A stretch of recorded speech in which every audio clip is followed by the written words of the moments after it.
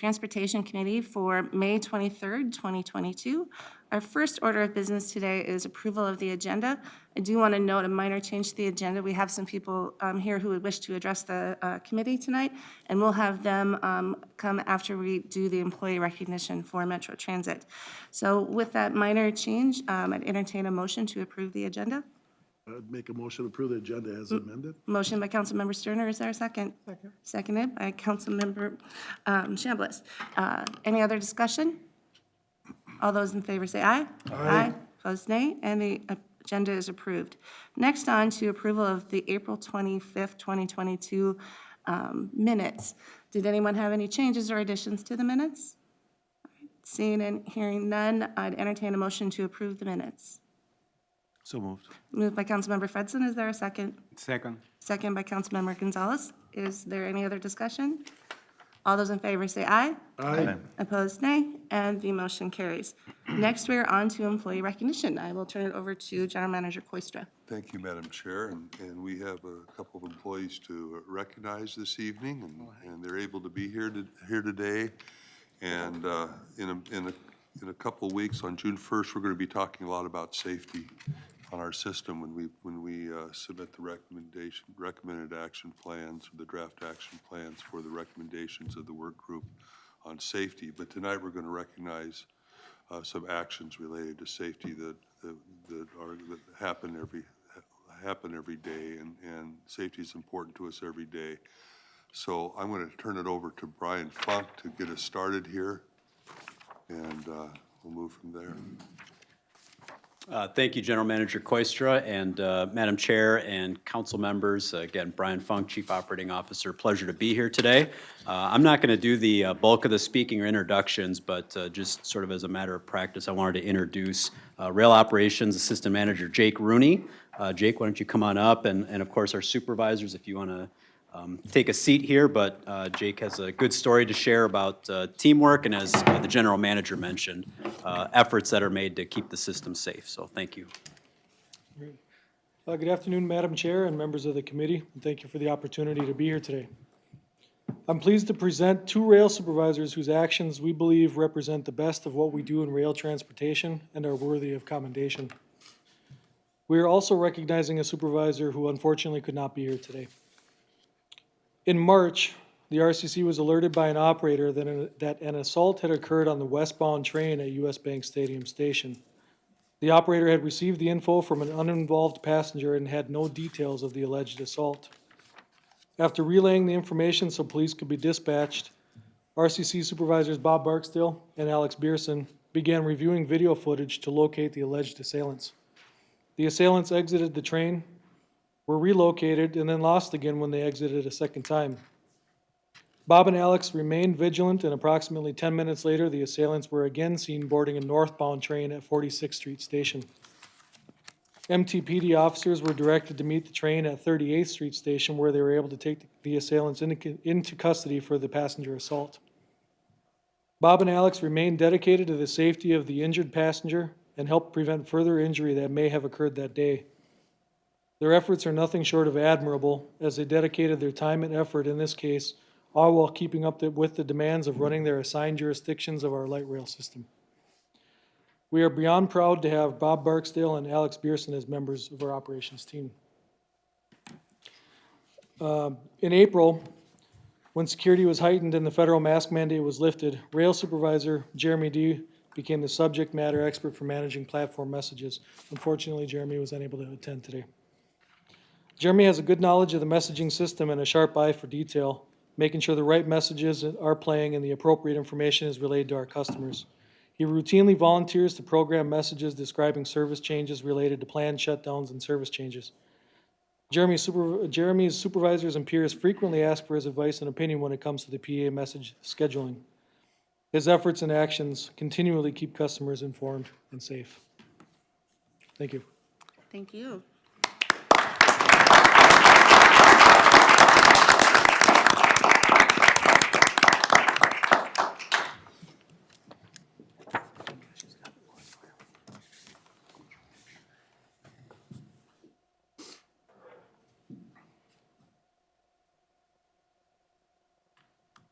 There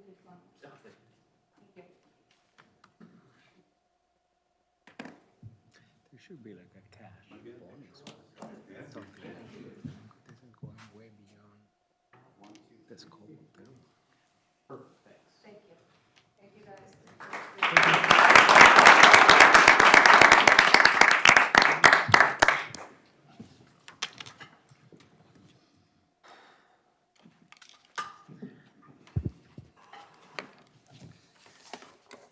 All right, now we do have a few members of the public here to speak. Basically, we're trying to limit the talk time for each of you to about 3 minutes, so we can kind of stay on track. But I'll call up each of you. I think I have everybody, and Jenna will go double check to make sure I have the list. I believe the first person is Minneapolis City Council Member Rondo.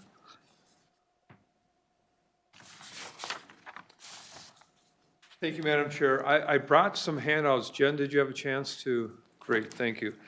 But before I start my testimony, it's so good to come home. And I say come home because I served on the Met Council Open Space Commission in the early 2000s. And when I would fight that rush hour traffic coming over from Minneapolis, I'd always start the meeting by saying, I look forward to the day I can take the light rail over here for the meeting, and today's the day.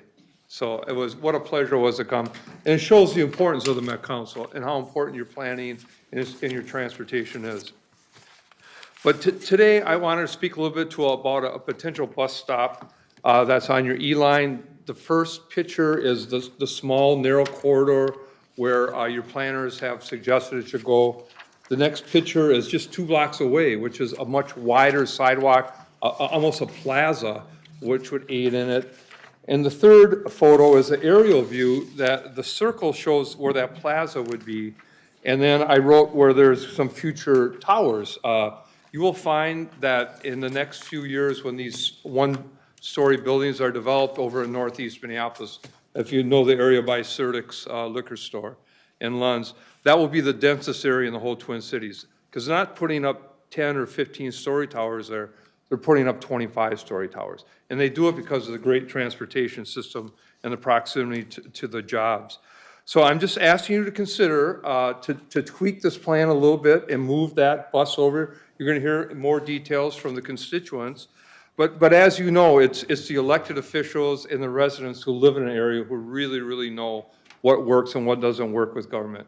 I think your planning staff has done a great job on this E-line, but they're looking at a map. They're using their college degrees. They don't live there. They don't represent that area. That's why we're here today, to bring you our point of view.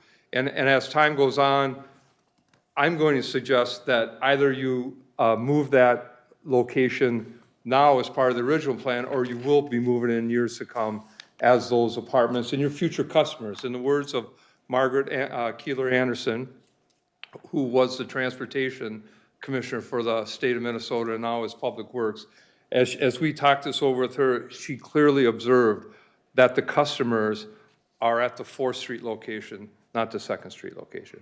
So thank you very much for your time. I appreciate you letting me speak. Thank you, Councilmember. Next, we have Mr. Ted Grindal. Thank you, Madam Chair. My name is Ted Grindal. I live at the Village Lofts, and I'm here to speak about the same issue that Councilmember Rainville did, and it's about safety. Safety is the same thing. If nothing else, look at this one storyboard, and you see those vehicles that are there. That's where the bus is going to go at the bus stop. And you see that one vehicle coming out of a driveway, and it can barely see the traffic that's coming. When you add to that the bike lanes, a bus, a shelter, the ability to have that kind of clear vision is not going to be possible. Now, the second thing, you see those cars coming down that street? They are accelerating. I know this because I walk and bike right in this area every day because they're trying to get across the Hennepin Avenue Bridge. And there's one more light. And what do you think they do? They don't slow down. They go through often red lights, which makes this even more dangerous. Finally, you see in the corner, there's a turn lane. So cars that are coming through that intersection are also switching lanes and going across so they can do that turn lane up Main Street. By the way, one of the issues that's been raised about the other location is that they want to make it possible to take a right onto University. Well, here we have turn lane right in front of what will be this bus. So now, number one, road safety. Pedestrian safety on the sidewalk. Look at what's going to happen in the plan.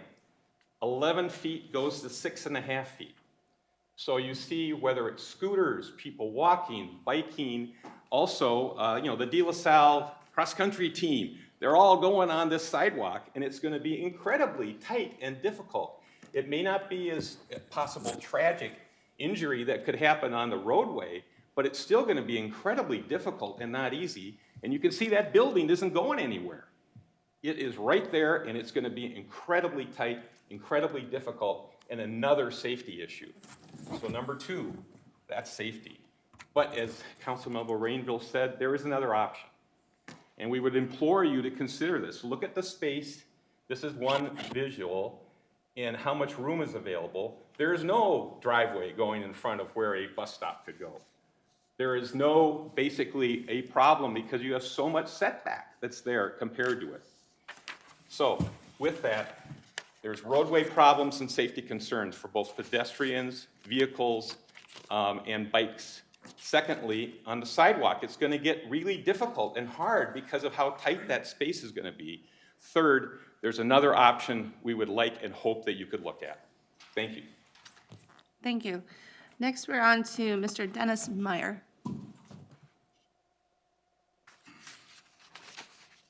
Thank you, Madam Chair. I'm Dennis Meyer. I am a resident at Village Lofts, and I'm also on the board of directors at Village Lofts, which is right outside of the proposed bus stop. I've been there for 15 years. Back in November, our board met with Metro Transit, Kyle and Yumi, and also Hennepin County, and we spent an afternoon showing them the issues and the challenges of 500 vehicles going in and out of that drive in front of the bus stop, and the challenges and the safety it would present. We had a good conversation. They went back, they did their work. In February, 3 months later, they came back and responded that they had decided not to change the initial decision. They were going to leave it where it was. So since November, they've dismissed all the numerous safety issues that have been cited. They've dismissed all the alternative sites and the options that we have brought up. We brought up 3 different options, and those have all been dismissed. They've dismissed the petition of 180 signatures from residents and homeowners in that neighborhood, Village Lofts and the other buildings around. They've dismissed the 70-plus people who showed up on Easter weekend to voice their concerns and their challenge on this decision. And we've sent letters, we've made phone calls to Mayor Fry, the Metro Council, Metro Transit, Hennepin County, the County Commissioner, and silence. So a special thanks to Councilman Michael Rainville, who's taken the time to understand the issue and is in support of our recommendation. The proposed plan looks good on paper and it meets Metro Transit's criteria, but it does not meet the needs of the residents in the neighborhood. So this is our home, we live here. We're telling you the proposed site does not work. If this site proceeds, bikers, pedestrians, drivers, bus and car will be at risk. I have no idea who ultimately makes the final decision, but we, the homeowners, the neighborhood are asking the decision makers to tell Metro Transit to move the BRT station only 2 blocks and to propose the Nordhaus location and tell Metro Transit just to make it work. Thank you very much for your time. Thank you. And our final speaker this evening is John Dietrich. Good afternoon, Madam Chair and Commission members. My name is John Dietrich. I am a resident and property owner at 152nd Street Northeast. I'm also a professional landscape architect who has been working for decades within the real estate and development community. Well, let's see. Thank you for the opportunity to speak today in regard to the E-line and the corridor plan. The placement of the stations needs to be looked at in a higher degree. We are fully supportive of the corridor plan and better transit for this city and this community. However, when we've peeled back the edges, the stations have had no movement from concept stage to where they are today. 34 stations were conceptually looked at. 34 stations have not moved one iota. I would love to bet 1,000% on corridor plans when there's been over 350 comments that have been made. The placement of the stations need to respect the adjacent properties. Village Lofts have been there for 20 years. The driveway has been there for 20 years. The Village Lofts community was a model for the metropolitan livable communities back in the early 2000s. Livable communities talk about space, they talk about placemaking, they talk about sidewalks, they talk about transit. It's all together. The Second Street Station has the E-line and stations will have significant investment from Met Council, federal agencies. And there should be an investment of this magnitude to have a quality public space for each and every one of those stations. The proposed location at Second Street takes 50% of the lane capacity.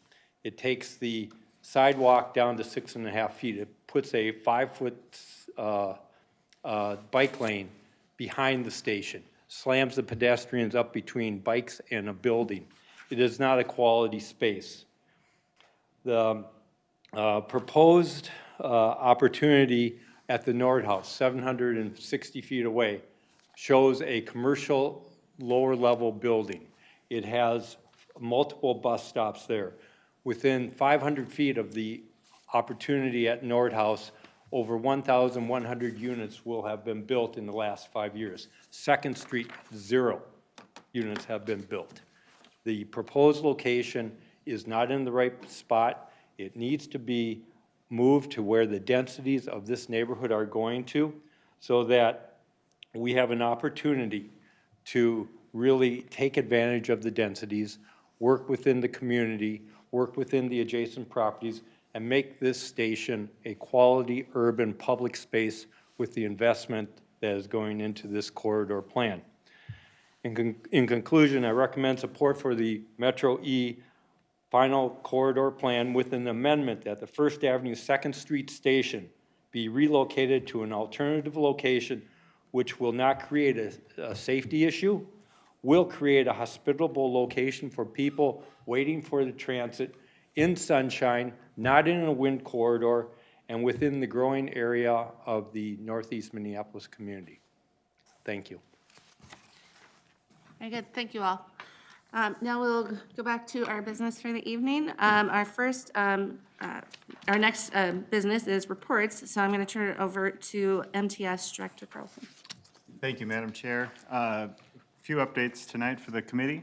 In our last meeting, I reported on the regional solicitation applications that we received 155 applications for funding in the solicitation, which is a record. Pleased to report tonight that following a qualifying review, all 155 projects will be progressing to full evaluation and scoring.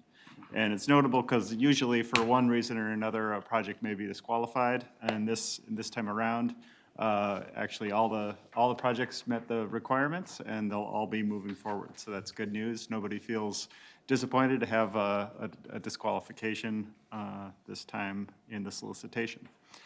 The other planning update is that the USDOT's Infrastructure for Rebuilding America, or INFRA program, closes its application period today. The council received 3 letter of support requests and supported each of them for projects in Washington County, Anoka County, and Carver County. So those will be moving forward for the USDOT to consider for funding. MTS is also preparing applications for zero-emission bus competitive federal funding opportunities. So these will be submitted by the council on behalf of Minnesota Valley and Southwest Transit. The specifics are in development, but the scale of the projects could be around a handful of electric buses for each provider. The approved CIP for the council includes match funds, so the council would actually be providing some match funds for the projects if they're funded, and if they are chosen for funding, then the grant agreements for them would come to the council for approval.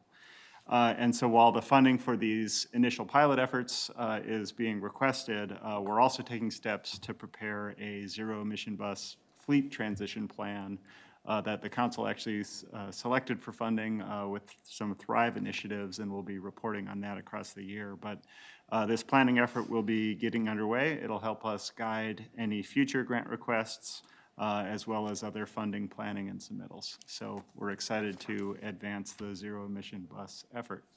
With that, Madam Chair, I'd be happy to answer any questions. Thank you. Are there any questions from council members? Okay, thank you, Charles. All right, we are on to Metro Transit General Manager Koistra. Yeah, Madam Chair, thank you. I want to start by acknowledging the fatal shooting that was on our system last week. I think you each received an email that about 4 a.m. in that neighborhood, we received reports of gunshots on our central station platform. This was prior to service being delivered that morning, and it was responded to by officers who located an adult male with gunshot wounds on the platform and who was pronounced dead on the scene. Our thoughts, of course, go out to the loved ones of that individual, and it's a tragic situation for that individual, his family, and for our staff who respond to these situations. I wanted to recognize the impact that this has on our police officers as well as other transit employees involved in the response, including our teams working in the field and control centers as well as our facility staff. While I prefer not to have to report on an incident like this, I will say that I am pleased to say that due to the alertness of our police officers, they were able to apprehend a suspect on Saturday, and that suspect was charged today with second-degree murder. So I'm pleased to report that, and that was really about paying attention and being alert and keeping a watchful eye on who we thought this individual was. So that's at least good news to report in a report that's not good news. So I wanted to acknowledge that today, and then I also want to introduce Interim Chief Grates. Since our last transportation meeting, Eddie Frizzell left Metro Transit Police Department to become the U.S. Marshal. He was appointed by the Biden administration as U.S. Marshal for the District of Minnesota. And the Regional Administrator, Mary Bogie, appointed then Captain Rick Grates as Interim Chief. And Interim Chief Grates was again previously a captain at the Metro Transit Police Department. He joined Metro Transit Police Department in 2005 and has worked in patrol, light rail safety, and investigations. During his tenure at Metro Transit Police, Grates has been recognized on numerous occasions for his dedication to duty. He was selected the Metro Transit Police Officer of the Year in 2008, awarded 7 Medals of Commendation, 1 Chief's Award of Merit, 1 St. Paul Chiefs Award of Excellence. He's completed the Minnesota Chiefs Leadership Academy, the Leaders in the Police Organization program sponsored by the International Association of Chiefs of Police and the School of Police Staff and Command at Northwestern University.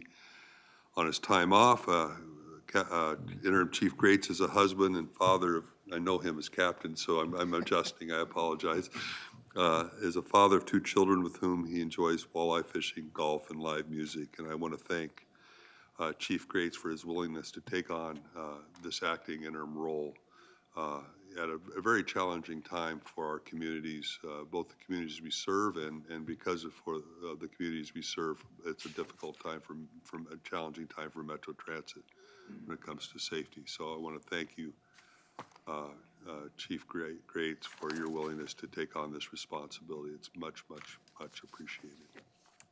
Yes, thank you. I just wanted to step up here and introduce myself. The general manager seemed to have hit everything there. I didn't expect him to have my have the whole speech here for me, but I do want to thank you for the time to at least stand up, have you see a face associated with a phone call or an email or what have you.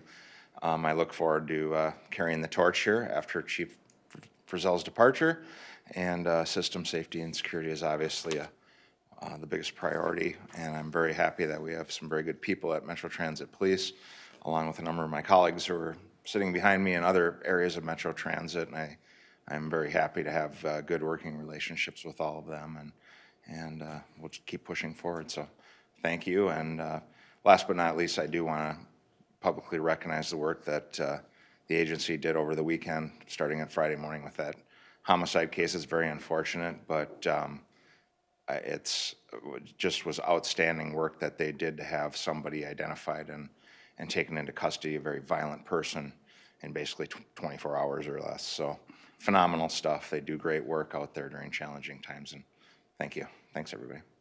Yeah, thank you for coming and joining us today. It's, like you said, it's always nice to put a face and name together, and I know I can speak on behalf of my fellow council members. We appreciate it very much, and we look forward to continued working. So thank you so much, and congratulations. Thank you. Thanks, everybody.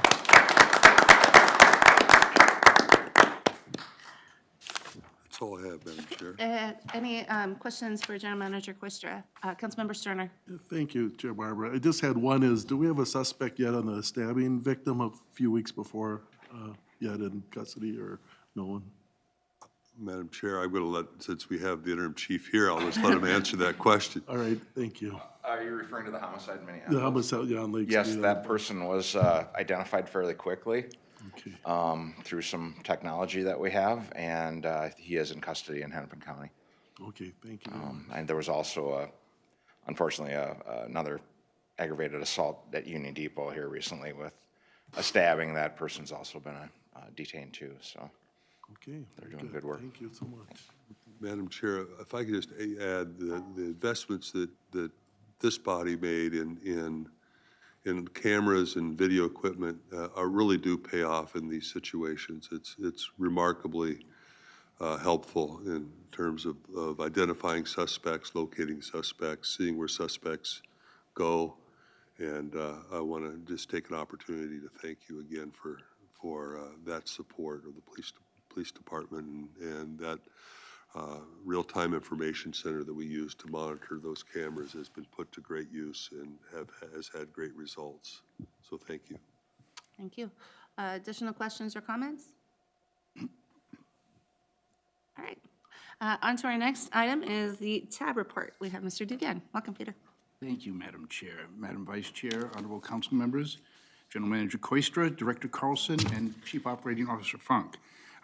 Particularly for Mr. Koistra and Mr. Funk, I can't tell you how impressed I am with the dignity and caring and commitment of your folks. It's always impressive when they receive an award. And if I may, I'd also like to say a small welcome to Chief Grates. And I know, just as it's a personal thing, that the FBI National Academy is looking forward to welcoming him as soon as the COVID restrictions were lifted, and that is quite an honor for any police officer. I have to vouch for John Dietrich. John and I have worked together years and years, long time. He knows what he's talking about. MnDOT, statewide safety statistics as of May 15th, 110 fatalities, lower than 2021, up from 2019. Speed-related fatalities are way up over 2021, but significantly down from 2019. Distracted driving fatalities since the law was passed in 2018 has been 8 per year.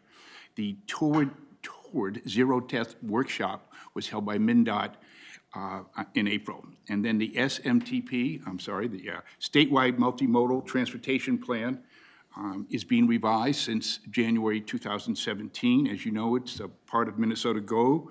It includes all types of transportation, and it's the highest level policy plan, transportation policy plan in the state. In terms of, for your constituents, in terms of construction coming up, I-94, I-35E, and Councilmember Cummings' district of Trunk Highway 77. And I bring that up particularly, again, for your constituents, it's affecting the airport. So I'm sure as Mr. Koistra could talk to what Metro Transit is doing, but it will be shutting down 77, which is on the west side of the airport, and is a very specific access to the airport. And then on the MAC report, the 2022 passenger activity is still below 2019, but above 2021. It's still 47% down. unfortunately. Concessions are opening, and again, for some of your citizens, there is now a new duty-free shop in Terminal 2, where you can purchase, the typical things, but liquor and tobacco are restricted to international travelers. In terms of new service at the airport, Air Canada to Montreal, Sun Country to Vancouver, restarting is Iceland Air to Reykjavik, Delta to Vancouver, Air France back to Paris, a very popular route, Condor to Frankfurt. And again, MSP has a new map that deals with, that shows direct flights from MSP domestically and internationally. From the Suburban Transit Authority, this is a new report which Chair Barber initiated, and that, of course, it includes MBTA, Plymouth, Maple Grove, and Southwest. On-demand services are continuing to grow. That would be, for example, MBTA Connect and Southwest Prime. MBTA in April set a pandemic record of getting people back on the bus. MBTA is also, again, I want to do things for your constituents, is resuming the seasonal fun run, for fun bus run, weekend service from the Mall of America to Valley Fair, Canterbury, and Mystic Lake. Maple Grove is exploring more coverage in downtown.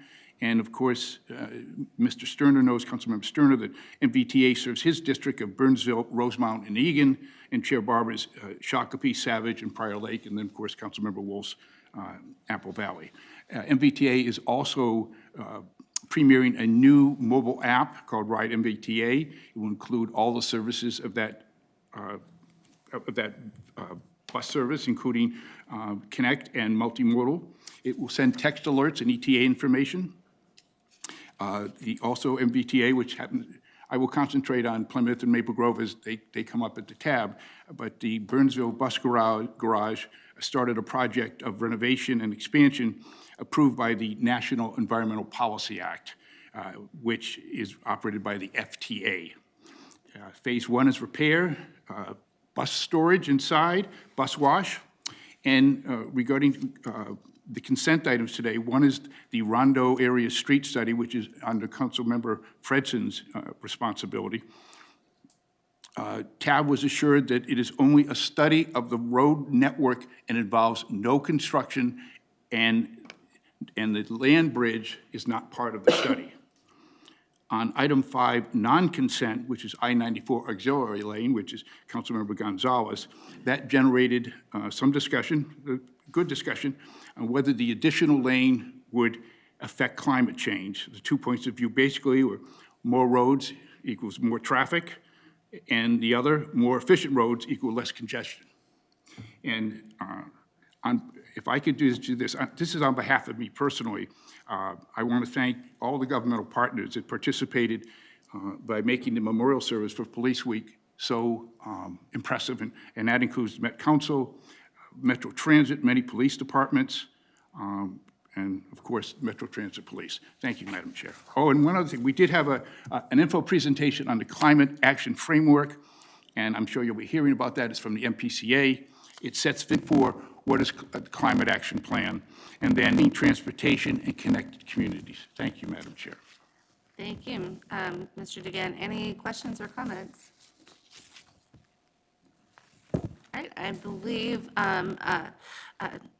Director Carlson has a little piece of info he can share too. Yeah, thanks, Madam Chair. A bit of breaking news this afternoon. So we actually have a new MnDOT commissioner.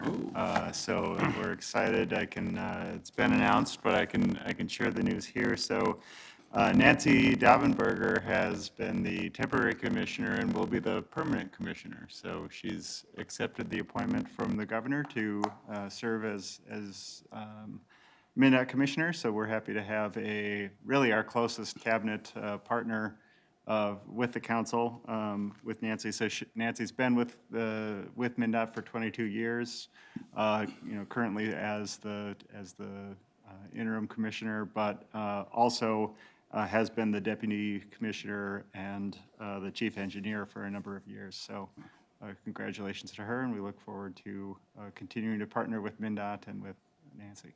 Thank you. Thank you, Charles. That's very good news. On to our business for the evening. The first item is our consent agenda.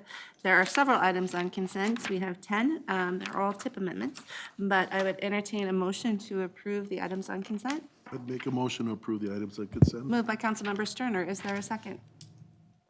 Second by Chambliss. Seconded by Councilmember Chambliss. Is there any other discussion? Okay, all those in favor say aye. Aye. Opposed, nay, and the items on consent are approved. Next, we're moving to our non-consent items. The first item is business item 2022-97, Southwest LRT Emergency Declaration Number 85. And I believe we have Nat Gorman here to present. Thank you, Madam Chair, members of the Transportation Committee. My name is Nat Gorham. I'm the Assistant Director of Project Controls and Contracts for Southwest LRT. I'm here to present the Emergency Declaration Number 85 for the Bass Lake Spur West tie replacement work. As you know, the council owns the Bass Lake Spur, and the east side is maintained by the civil contract, by the LMJV civil contract. The west side is maintained by council third-party contracts. And this, our existing third-party contract has an inspection and maintenance scope, and as part of that inspection this spring, during the, after the thaw and after the snow melted, our inspector reported a number of ties that needed immediate replacement. Now, the risk of not replacing these ties in a timely manner could mean a slowdown of freight traffic through this corridor, worst case, a shutdown of any freight traffic. And so we requested this emergency declaration to perform a tie replacement program of approximately 1,600 ties. And I do have some slides to show you the pre-repair condition and the post-repair condition, which was completed on Friday. It was about a 2-week operation to go and replace these ties. So if we could see slide number 2. I can maybe do it here. Okay. So you see here, this is our pre-repair condition. Now the ties are the wooden rectangular elements. These are in pretty bad shape, so bad that the plates and the spikes which secure the ties to the rails are basically sitting in mud and non-functioning. You see a number of, the plates are the connector from the tie to the spike. See a number of plates that are not functioning as they should, a number of ties that are completely eroded, spikes are supposed to be secure to the bottom of the rail, tying that plate and the tie together. All of those you see are pushed up and they're not functioning as they should. If you see our next slide here, we see a cluster of repaired ties, fully formed new ties, clips in place. We installed some larger plates to create a better connection between the rail and the ties. And I'll show you, this is a close-up of a pre-repair condition that we've identified. You see in the center here, you've got a plate. The plate is what the spike gets nailed into.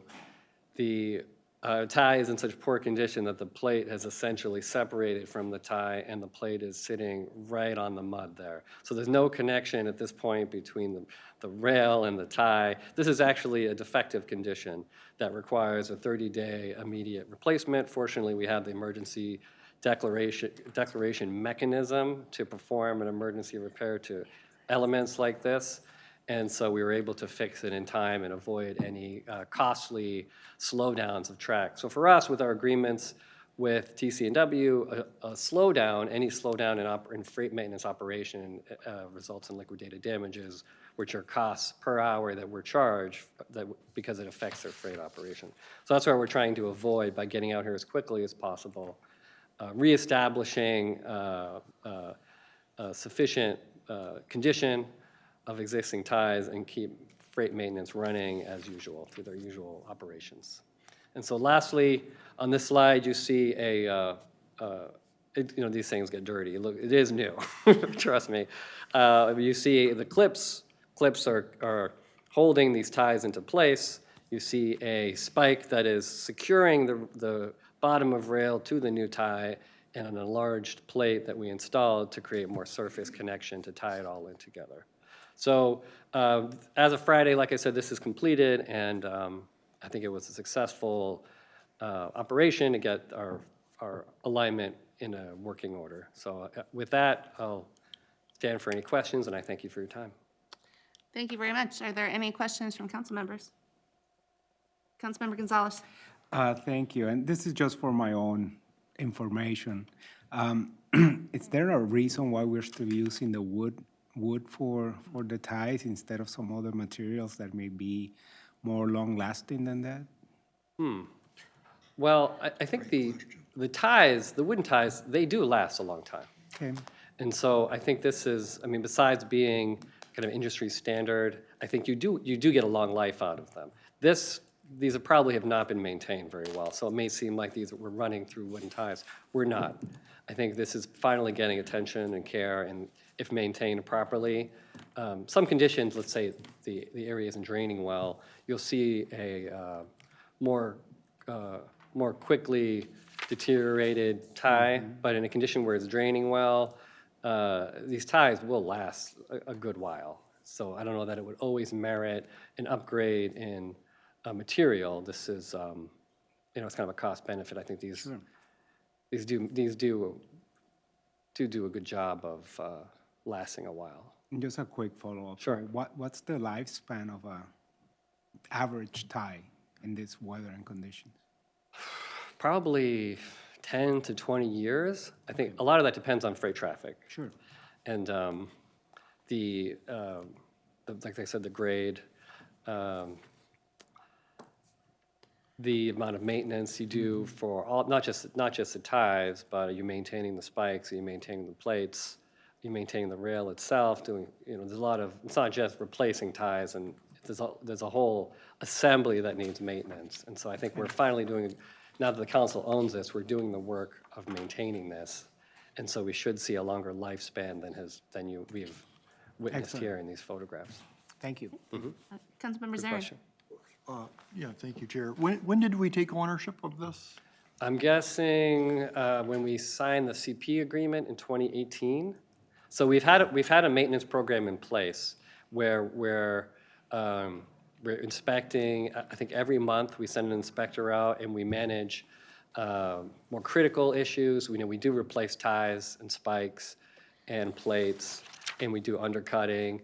And so that's been in place since we bought it in 2018 for 4 years. I think what we're seeing here is an accumulation of tie deterioration where it kind of hit a critical mass that we didn't realize until the spring, where the inspector finally said, listen, there's too many of these to do piecemeal as we've been doing, do our normal maintenance, and now it's time for a more programmatic approach to the repair work. Follow-up Councilmember Zarin. When I'm looking at the previous picture, the balustrade it's all washed out. Yeah. This should have been repaired a long time ago. Sure. This was at least 10 years past due. Mm-hmm. I just want to point that out. Yes, I agree with you. We've only had ownership for the last 4 years, and to do the whole thing over would be a massive capital project. We're trying to do our best to bring this up to the FRA standards and I appreciate that. piece by piece. Thank you. So we've got a good crew, who looks at these things and is trying to manage our limited program to keep this thing as in good a shape as possible. So, fair question, though. Yeah, any additional questions or comments? All right, I'm not seeing any. I would entertain a motion to approve business item 2022-97. So moved. Moved by Councilmember Fredson and seconded by Councilmember Zarin. Is there any other discussion? All right, seeing and hearing none. All those in favor say aye. Aye. Opposed, nay. And the motion carries. Okay, thank you, Nat. Madam Chair.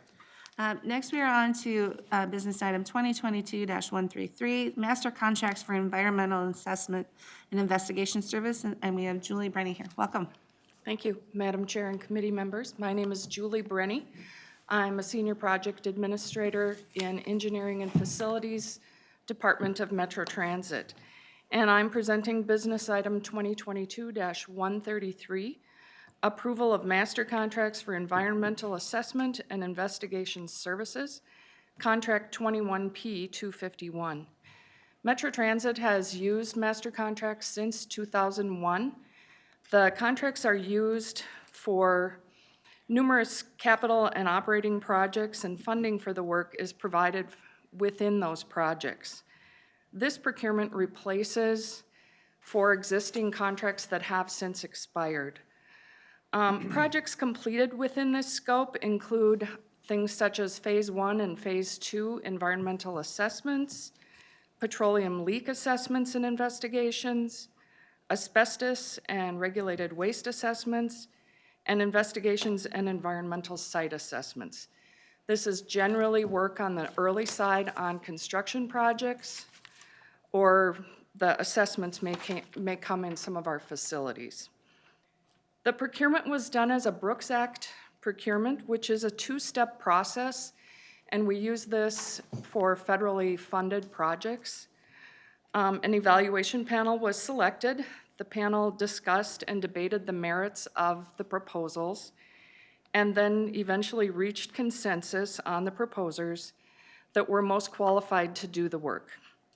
The panel selected the proposals from Braun Intertech Corporation, American Engineering Testing, Short Elliott Hendrickson, and WSP USA as the most technically qualified. Following the recommendation of the evaluation panel, the negotiation panel agreed that the final negotiated prices are fair and reasonable. The Office of Equal Opportunity included a 15% DBE goal on the contracts. The last group of contracts of this nature did not have a goal, so this is a new opportunity for small businesses with the addition of the goal. A number of small businesses do this type of work, and that's why we procured 4 contracts, was to be able to disperse this work to as many businesses as possible. And there are several DBE firms represented as subcontractors for these contracts. We are requesting authorization to award 4 contracts at $250,000 each for a total of $1 million over a period of 5 years. With that, I can take any questions. Thank you so much. Are there questions from council members? Councilmember Gonzalez? Thank you. And in 5 sentences, can you just describe what's the difference between a Brooks Act procurement and a regular procurement on other services? Someone from procurement would probably be able to better explain that. I see Jody coming to the... And just briefly, not a big explanation.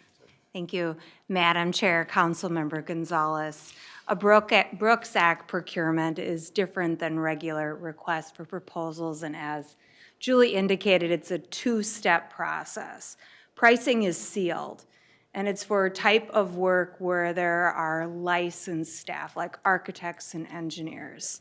And so the technical rating is the most important based on this type of work. And so the evaluation panel goes through and technically ranks each of the proposals that are received.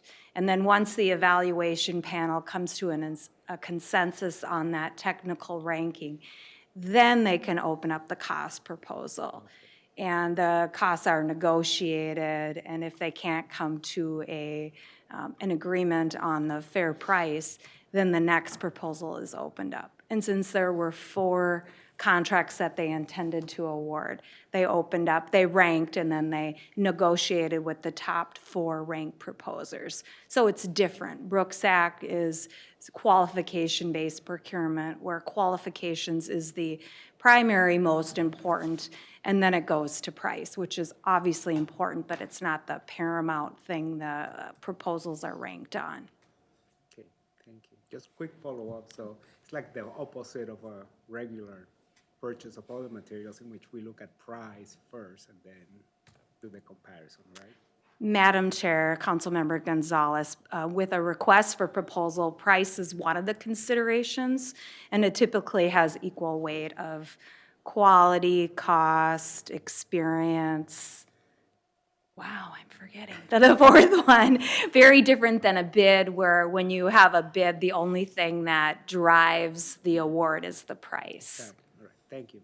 And I believe General Manager Koister had a comment. Madam Chair, I just wanted to expound on something that was already said, and that is that we did have a DBE goal on these contracts. I want to expound on it because that's, master contracts have always been problematic because they tend to cut out small businesses. And this is a result of efforts of Maryland Porter and procurement and their staff and paying attention to it. How can we get both the advantage of a master contract and contract with small businesses at the same time? So I just wanted to call that out because this is a good example of that work. And do I have another question? Councilmember Sterner? Yeah, thank you, Chair. I just had a question, like, it's like, does not exceed $1 million, so is it for sure the bid is complete, like, it's all going to be $250,000, or is it possible to be money left over that will be put back into the fund if not used? Madam Chair and council members, it is possible there would be funds left over. We generally don't use $1 million exactly.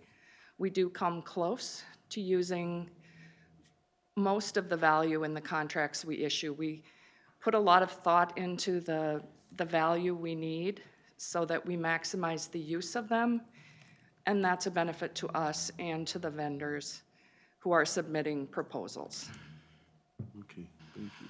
And I'll just add one more comment, Madam Chair, Councilmember Sterner. When the work is being done, there are 4 contracts, depending on the discipline that each contract is set for. But if there are disciplines that are similar, staff are getting proposals individually based on the piece of the work, so they can make the best decision depending on the qualified staff and also the price. And so you can't just shift $250,000, if that's what it is, to another vendor. Each of those are locked and based on that disciplines of which the contract is set up for. So there's some controls in place with that as well. Okay, thank you. Thank you. Any additional questions or comments? All right, seeing and hearing none, entertain a motion to approve business item 2022-133. I'd make a motion to approve the item. Moved by Councilmember Sterner. Is there a second? Second. Seconded by Councilmember Gonzalez. Any other discussion? Councilmember Chambliss. Yeah, I just want to say that I agree with what Wes Koistra said. This is a great opportunity to have a combination of the master contracts and the subcontractors. As we know that subcontractors aren't always able to scale up for the master contract. So this helps us to provide more opportunities for the small businesses and also to meet the DBE goal. So great job. Yeah, thank you for your comments. It's not a simple undertaking to get this worked into a master contract scenario, so I think it's a really big step. So, yeah, anyhow. All right, with that, all those in favor say aye. Aye. Opposed, nay? All right, motion carries. Thank you very much, Julie and Jody. Appreciate it. Next, we're on to business item 2022-133, which is the Metro E-Line approval of the final quarter plan. We have Kyle O'Donnell Burrows here. Welcome.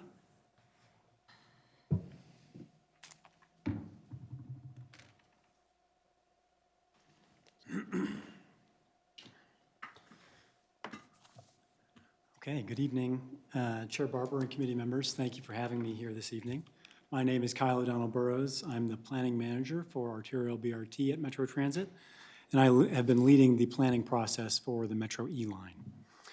Today we have a proposed action to approve the final corridor plan, as well as a summary of the feedback we received on the recommended corridor plan.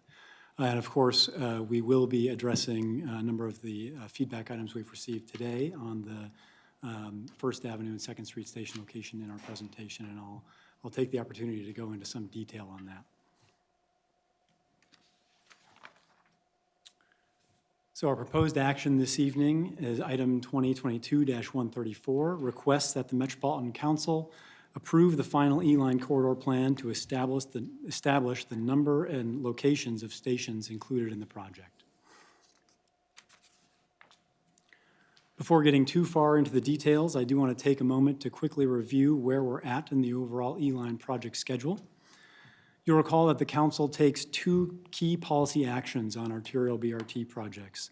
The first, to define the alignment of the corridor, occurred for the E-Line in January of 2020. And the second key action is to define the station locations along that alignment. Those are documented in the corridor plan, and that would be the subject of tonight's action this evening. To develop the corridor plan, which identifies the station locations, we work very closely with our agency staff partners, including cities of Minneapolis, St. Paul, Edina, Hennepin and Ramsey County, MnDOT, and others, to identify the best station locations that both meet the needs of the E-Line project, broader transit and transportation network, and the Metropolitan Council's goals. We have shared 2 previous versions of this plan for feedback and public comment, and have made revisions to the plan where appropriate based on that feedback, including at 3 station locations identified in the plan. The final corridor plan before you documents the feedback that we've received throughout the process in both the draft and the recommended phase of the project, and carries forward the station locations identified in the recommended corridor plan. We have not proposed to make any changes to station locations between what was released in the recommended corridor plan earlier this spring and what we are carrying forward in the final corridor plan for consideration.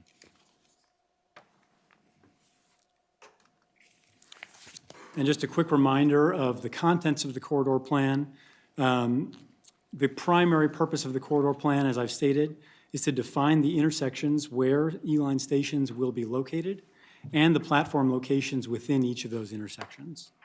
Council action on the final corridor plan will set the locations of stations and the platform locations within those intersections, allowing the project to move forward into the design and engineering phase of the project.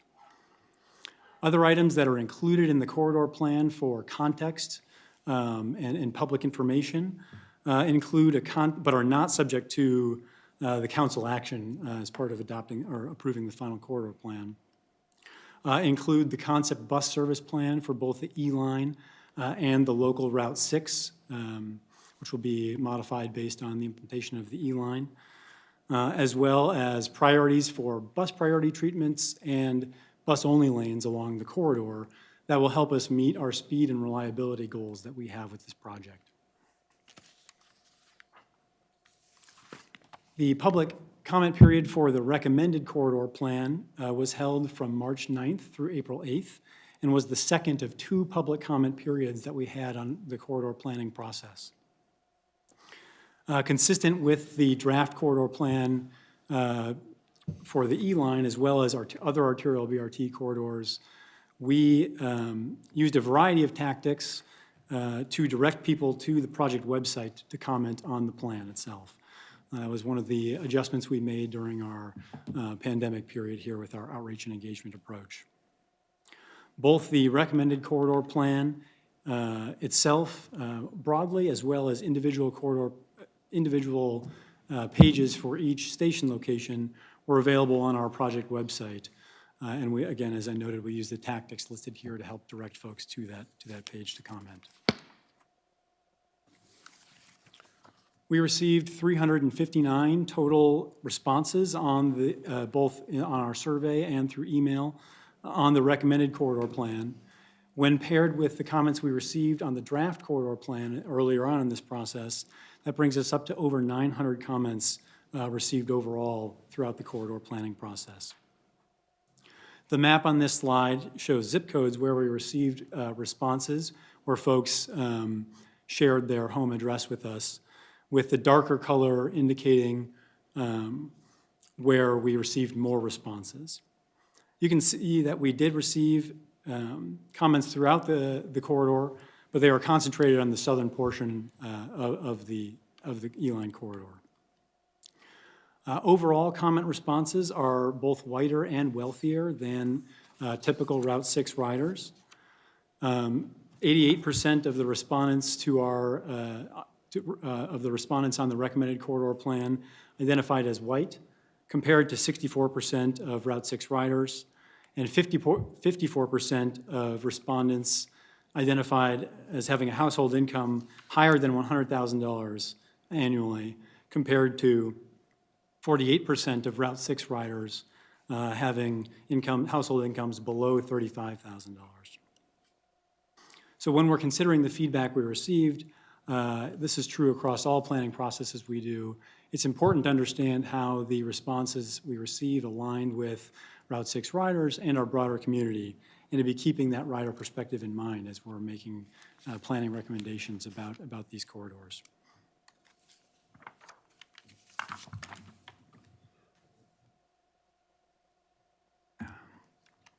The graph on this slide shows comments we received on the recommended corridor plan grouped by overall theme.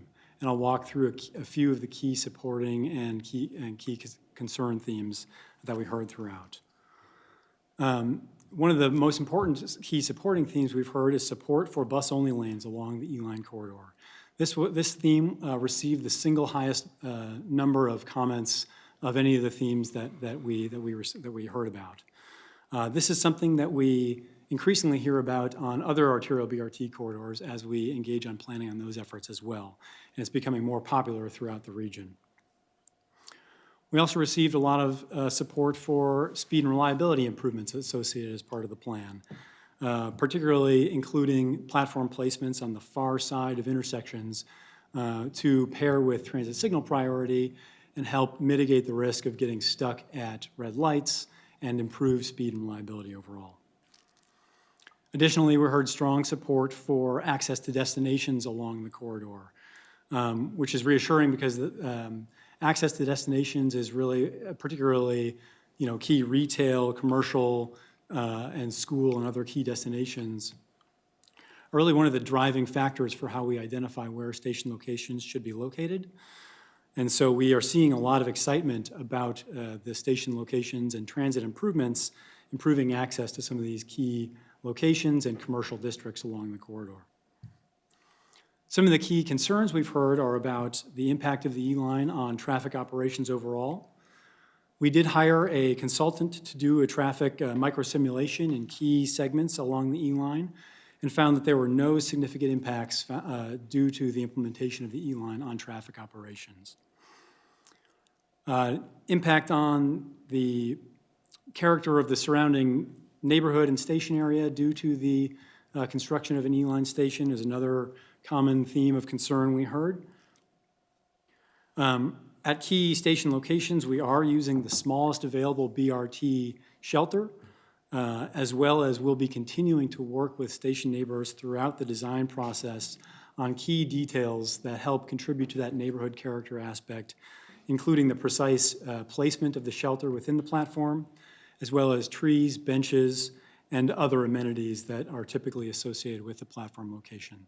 So those conversations will continue throughout the design and engineering process.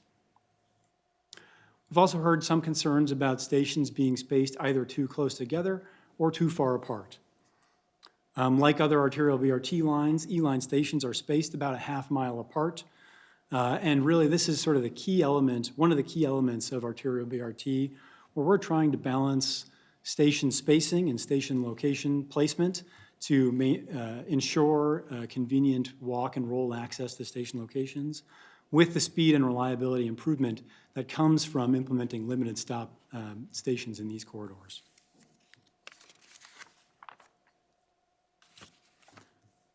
In addition to the overall themes, we have received feedback on a number of station locations with a high degree of interest. This graph here shows station locations receiving more than 10 comments on the recommended plan. And those station locations have been fairly consistent between the draft plan and the recommended corridor plan. Orange on this graph indicates comments that we've received that were either opposing the plan or requesting changes to the plan at that particular station. And green indicates support for the station as shown. These high-interest station locations have mostly been consistent, as I noted, between the draft and the recommended corridor plan. And we'll talk through, we have reviewed that feedback in detail, both internally and with our partner agency staff. And we'll walk through some of the feedback received at a few of these high-interest station locations at a little bit of a higher level. And then, if you'll permit me, I'll get into a little bit more of the details at the station location at 1st Avenue and 2nd Street Northeast. So starting there right off the top. As As you heard, station locations, the concerns at this station location have really mostly been focused on the southbound platform location. So that's on First Avenue and Second Street Northeast. That's shown in the upper left corner of the image attached to this slide here, indicated by the sort of red box labeled southbound. That platform location would be located between the intersection of First Avenue Northeast and the driveway of the Village Lofts and Village Brownstone's condo complex, as we've heard earlier this afternoon. We have the residents of the Village Lofts and Village Brownstones have shared their concerns with us throughout the planning process, as I think you heard one of the commenters indicate as well. We've met with folks following the release of the draft corridor plan, ahead of the release of the recommended corridor plan, and again during the comment period of the recommended corridor plan.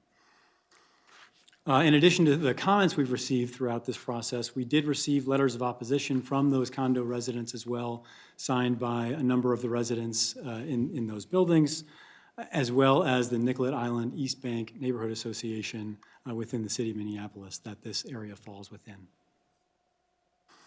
Some of the key concerns that have been raised, you've heard some of them here listed today, and I'll spend some time kind of going through these and providing some response in detail. Pedestrian and bicycle safety. So this is one of the key concerns that has been raised, where folks are concerned about how pedestrians and cyclists will interact with both the transit platform as well as cars moving throughout this segment here and turning in and out of the driveway. Most of these concerns stem from the fact that there is also a county-led roadway project within this segment. That's the aspect of this element here that is changing how bicycles and pedestrians will use this space, and they will be adding a curb level protected bikeway on both First Avenue and Hennepin Avenue throughout this segment, running from Main Street to about 8th Street. So this station location is within the broader county project, and they'll be adding that protected bikeway. That protected bikeway will run behind the proposed E-line platform, between the platform and the sidewalk. We're working with the county to ensure that the concerns that have been raised here this evening, as well as to us in previous locations, are addressed with a design that is consistent with how we manage similar bike and ped and transit interactions at other locations where there are protected bikeways with what are called floating bus stops, where the bus stop is out between the sidewalk and where the bikeway is between the platform and the sidewalk. That design is a standard design that is included as part of the Minneapolis Street Design Guidelines and is also applied throughout the region. We've also heard a number of concerns about how residents, what will the impact be on the E-line, what will the impact of the E-line be on residents entering and exiting their driveway by car? We have done some preliminary engineering at this station location, which is a standard part of the design and engineering phase of the process. We've done that a little bit earlier here than we typically would to help address some of the concerns that have been raised by the residents of the Village Lofts, Village Brownstones condo complex here. And so we've developed site triangles based on where the bus shelter would be located to ensure that the placement of the bus shelter would not interfere with the visibility for folks trying to pull out of their driveway between those folks and folks who are driving on First Avenue. So let's make sure there's a safe operation for folks to be able to pull out of their driveway. This platform location and this type of arrangement where there's a platform or a bus stop before a driveway has been done in other locations throughout our region, including in multiple station locations on other arterial BRT lines and many local bus stops. We've also heard a number of concerns about traffic operations and traffic speeds, as well as the impact to the curb space currently used for vehicle loading and unloading by Village Lofts residents. So the county has performed traffic analysis along this segment as part of their project that did include the E-line platform at this location as part of that analysis. They found that there is plenty of roadway capacity in this segment. There's currently a 4-lane roadway. It's being considered moving down to either 2 or 3 general purpose lanes. Those changes, as well as other changes the county is implementing with this project, will change the roadway here to simplify the traffic operation, particularly on this block and the approach to both the right turn lane at the end of this block and the bridge itself. And those changes are planned to both simplify that operation and reduce speeds throughout this corridor. The platform is planned to be at the curb space currently used by the condo building for loading and unloading, as well as access for folks who are moving in and out of the condo. That loading space is likely to be removed regardless of where the E-line platform will be located along this segment due to the county's roadway improvement project. By locating the platform at this location, we are able to close the existing Route 11 stop around the corner that's located on 2nd Street Northeast. It'll be consolidated with this platform location. That will free up a significant amount of curb space on 2nd Street Northeast in front of the main entrance to the Village Lofts building that could be used for loading space to help mitigate that concern there.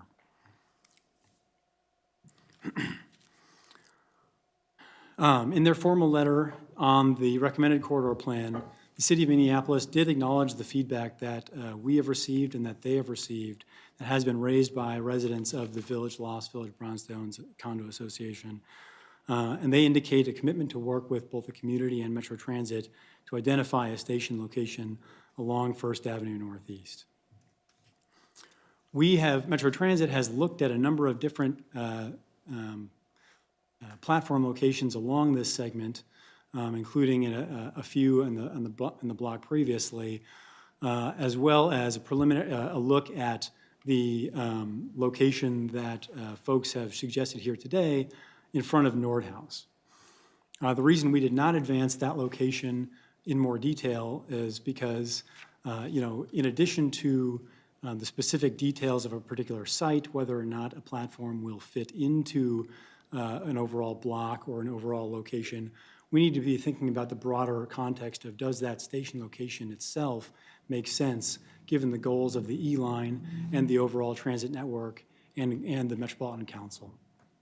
Our assessment on that location was that that location does not make sense from and does not advance the goals of the E-line project, primarily because it will be located about a little over 1/10 of a mile from the preceding station location at Central Avenue. They'll essentially be duplicating their service areas, and most of the new developments and the existing developments in this segment that have been cited earlier here this afternoon near that platform location will be well served by the E-line station located at Central Avenue.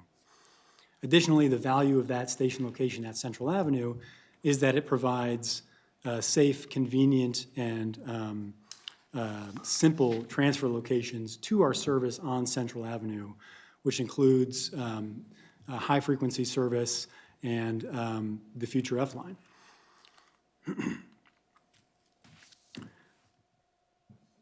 We have communicated with the residents at multiple points throughout this process, as has been indicated in some of the other comments received throughout this evening, to understand the concerns being raised, to ask and answer questions, and to take those comments seriously.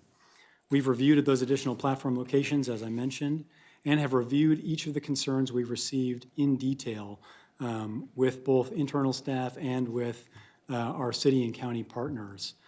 We then shared that review and our responses to the residents of the Village Lofts, Village Brownstones on the April 16th meeting that was referenced earlier here to help provide those detailed responses and clarification about the rationale for why this station location makes sense for where it is.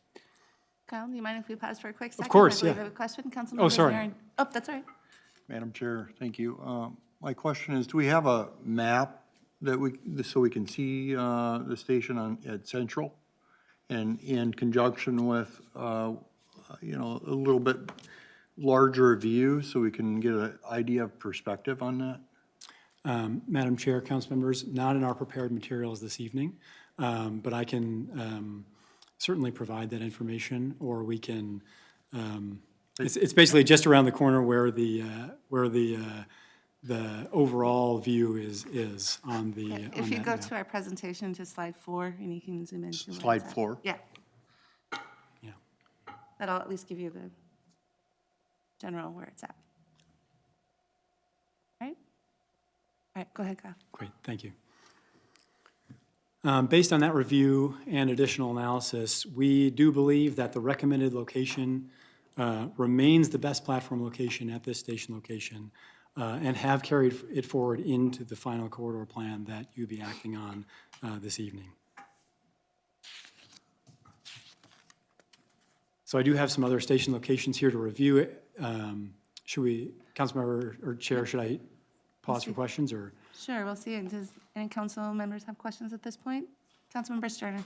Well, just wondering, on these two sites, you kind of gave kind of the benefits, but like, I mean, in this seat, I've been in a hot seat before, but how much better is this site, this location that we have versus the one that the people spoke again? Are we dealing with like, oh, it's 52% better? Is it 5 times better? I mean, is it something we could make a change on it, or we feel like this is definitely, you know, going to be the better site with a 1/10 of a mile difference? Chair, council members, we would not advance we would not recommend a platform location at the site that is being recommended by the participants in the public comment period this evening, because it is essentially, it's basically too close to the Central Avenue station location. It would be duplicative of that service. So we have looked at other platform locations along this segment as well, and ruled those out for a number of reasons as well. Okay, thank you. Any additional questions? Councilmember Chambliss.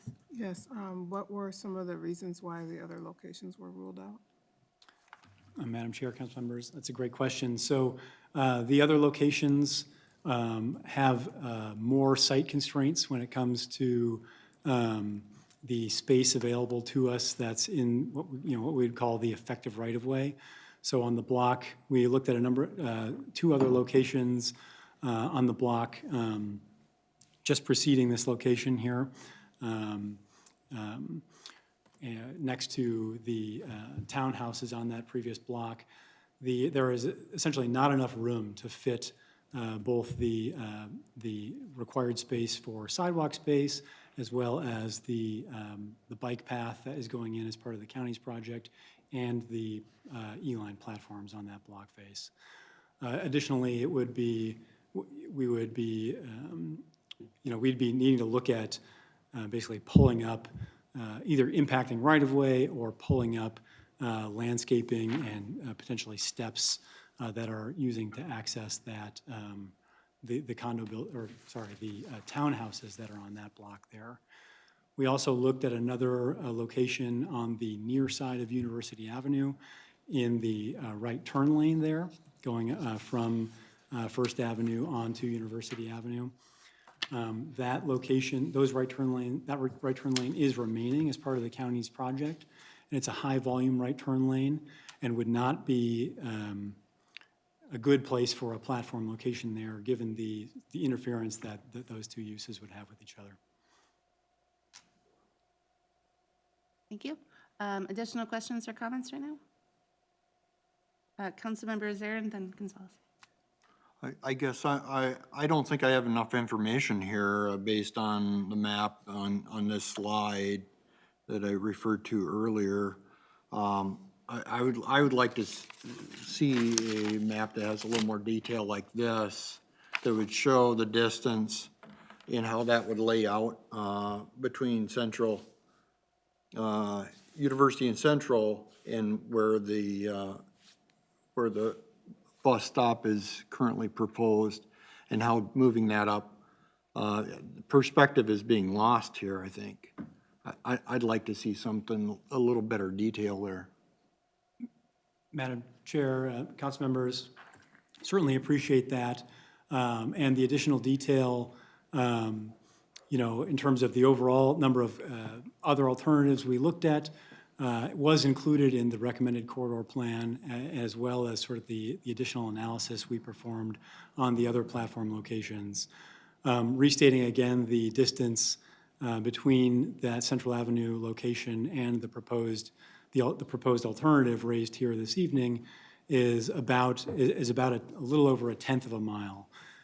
For reference, our standard spacing on these projects is closer to 1/2 mile. And in certain downtown locations or with other key destinations, we get closer to potentially 1/3 of a mile or so. Thanks, Katie. You forgot. Welcome, Katie. Madam Chair, council members, if I may, the map that is in question is included on page 50 of the attachment to the action. I am not certain how to bring it up on the screen, but I'm happy to navigate to that, or if someone can assist with that.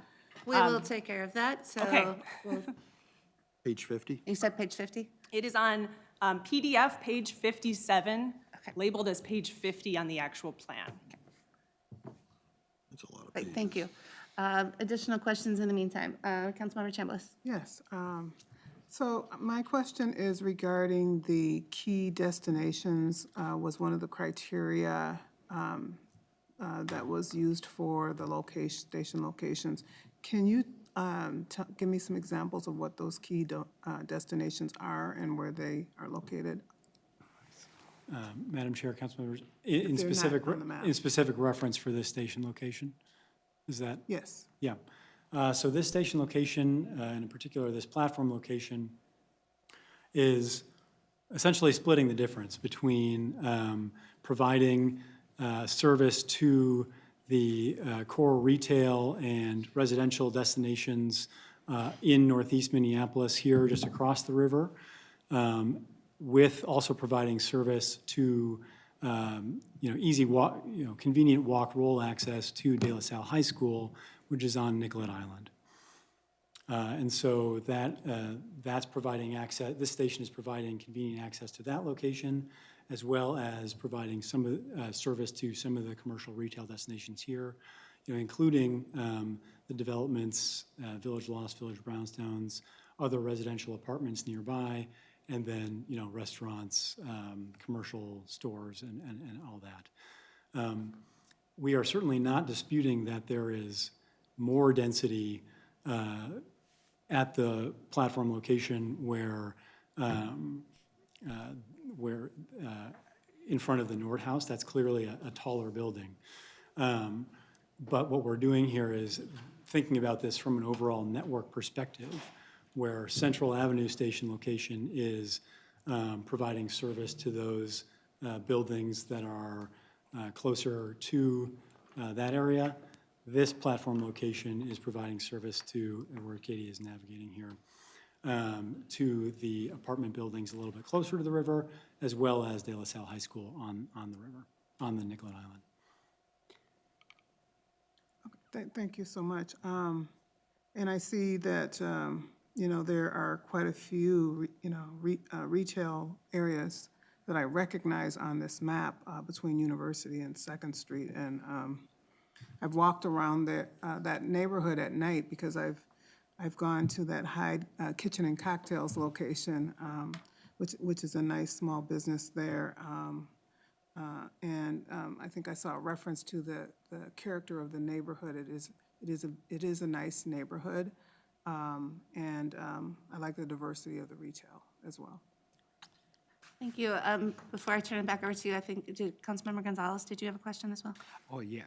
Just 2 quick questions. The first one is, what are the other partners? You mentioned the city and the county. What's their standing regarding this particular platform? Madam Chair, council members, that's a great question. So we are working very closely with both city staff and Hennepin County staff, as this is a Hennepin County project that this falls within and a Hennepin County roadway. This platform location is indicated in the two concepts that the county is considering for their roadway alternatives, key differentiators being their either a bus lane or not in this segment. And so county staff support the platform location for this location. City of Minneapolis staff have been involved throughout, and their recent letter to us on this project, states a willingness to work with Metro Transit and community to advance the station location on this segment. And so they are silent on specifically where that platform should be located within this segment. Councilmember Fredson? Thanks, yeah, and I would have been happy to save questions for the end, but as long as we're having the conversation. So yeah, I had questions related to the city's position, and it's not very often. In fact, I don't know if I can recall us having a council member from a community come here in person and address this body in the 3 years I've been on it. And so I guess there's more comments and then a question. But you know, I worked for the city of St. Paul for 4 years. In the mayor's office, we had a request from a business owner to move, to relocate a bus stop to basically assist with the redevelopment of a property. And that was a heavy lift. I mean, that was my experience, was that it was a heavy lift. Sort of now having a broader lens on things, I don't think that's the worst thing in the world, because I think there is a science to what we do in terms of building the kind of system that best serves transit riders. But you have to balance that out with what works on the ground. And I just fundamentally believe that local elected officials like council members and even mayor's offices, you know, in the end, they are on the ground. And so this is hearing your presentation, hearing testimony during the public hearing. This is tough. I mean, if I counted the blocks right, I think it's about a 5-block length from where that Central Avenue stop is to the proposed stop. And if you move the proposed stop to the north, then yeah, you're looking at a pretty small distance in between the stops. So here's where my question is. What bothers me is that I don't have clarity from the city of Minneapolis. We have clarity from a council member. I hear you saying that, well, staff recommend, county staff, city staff. I want to know where the city of Minneapolis is, and I think that there is some responsibility that they have to communicate to us if the city has a position or not. And I worked for a strong mayor, so if Mayor Fry were to come in here and have a different position than the council member, that's something we'd have to factor. But I just don't, I'm not hearing the clarity, so I'm asking if there actually is clarity from the mayor's office or the city council as a whole. Madam Chair, council members, so Katie has highlighted here the relevant bullet from the that we received from the city of Minneapolis, excuse me, their formal comment letter that went through the city council, providing comment to Metro Transit and the Metropolitan Council on the line project overall, and then specific to that station location there. Can you increase the font? Yeah, my eyes aren't that good. For also folks here. Madam Chair and council members, I If might you could just just read read the it, that'd be statement super off. helpful. Thank you. So throughout the document, they've stated their comments overall. This bullet is specific to this location. So station location on First Avenue Northeast. As the Hennepin and First Protected Bikeway Project has moved through development, this is the county project that Kyle referenced, community members have raised concerns about the station location on First Avenue Northeast. In response, Metro Transit has provided analysis of several station locations along First Avenue Northeast. We remain committed to working with the community and Metro Transit to finalize a recommended station along First Avenue Northeast. Thank you. Councilmember Fredson? So just to follow up on that, I guess that just illustrates my frustration with lack of clarity from the city of Minneapolis's position, because, It's okay, ambiguous. then my response to that is then go figure it out and come back to us. But the last thing I want to do is in the end, if I were to make a call tonight, it would be, hey, I don't have an election certificate, and I have a deep respect for local officials being on the ground, and we're hearing testimony from a local official saying, you gotta factor in where the reality on the ground, and if that means, I hear you saying, look, it really calls into question the need for this other stop, because now you got 0.1 miles from the previous stop, but I guess if I have a feeling the elected officials on the ground are also factoring in that question, but I don't know that, and I also don't know if the property owners were, it's being proposed, unless I misunderstood who all was testifying tonight, if the owners of this property actually believe it would be beneficial to have the stop located there. So just lots of lack of clarity around this, and I personally kind of would echo what Councilmember Zirin said in terms of, I don't feel like I have the information at my fingertips tonight to make a decision, but if I had to make one, I would vote no. So. Councilmember Pacheco. Madam Chair, members of the council here. And I'm relatively new here, so I've watched the staff, read materials, I think it's very thorough. I really appreciate the information I have in a short amount of time, trying to get up to speed on all these other committees. Listening to the presentation, there's two things though on my mind. One is that I experienced the difficulty of having my daughter, who goes to school at De La Salle, go to get something to eat. Just going through that block, what the gentleman said there, that traffic goes real fast, and I've warned her a number of times, and actually asked her to go to the other side from De La Salle, go towards Hennepin, because there's the walkways there. If you go to this side of the river, and I've driven it a number of times, just picking her up and dropping off, that they speed up quite fast over there. So when I was listening to the presentation, they were talking about the walking and what they're doing, it did ring a bell for me. The second is that over the years, I've worked with Councilmember Rainville on a number of controversial issues.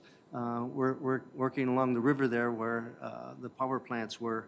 Respect his opinion. We didn't always agree. Respect his opinion, and I think I pay a lot more attention because I know the history and his commitment in that community. So that's my comments on it. And that's again, that's my experience.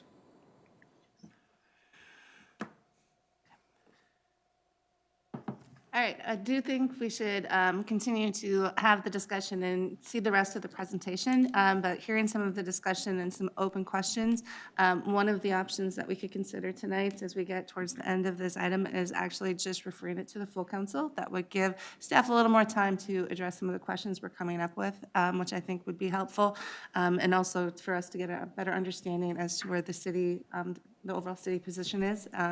And so I want you to ponder that a little bit while we listen to the rest of it.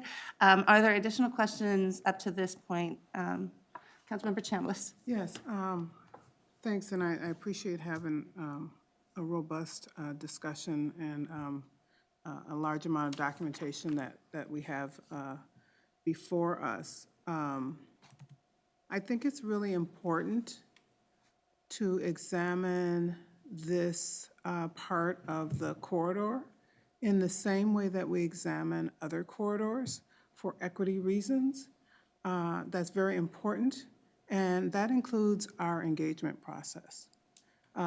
He did, say how much engagement was involved in this project, and it's important to hear from the county. It's important to hear from the city council. It's also important to hear from the residents and the people that are going to use the services. And it's important that I believe they have the most weight. Because if we're going to spend all the money, if we're going to provide the services, then, of course, the services are provided to the residents along the corridor, also provided to the people who are going to be using the transportation services. So for equity reasons, I believe that we should have the same process for this corridor as every other process, and not have it be disrupted by a council vote. That's not the way that we are doing our engagement and our transportation planning. Everybody has a voice, everybody has a say. If we get to the end and then start disrupting it, I have a problem with that. Thank you, Councilmember. Additional questions or comments? All right, we're going to head back and catch the rest of the presentation. Okay. Thanks, Kyle. Thank you, Katie. Chair, council members, thank you very much for that discussion there. We'll continue on to other station locations.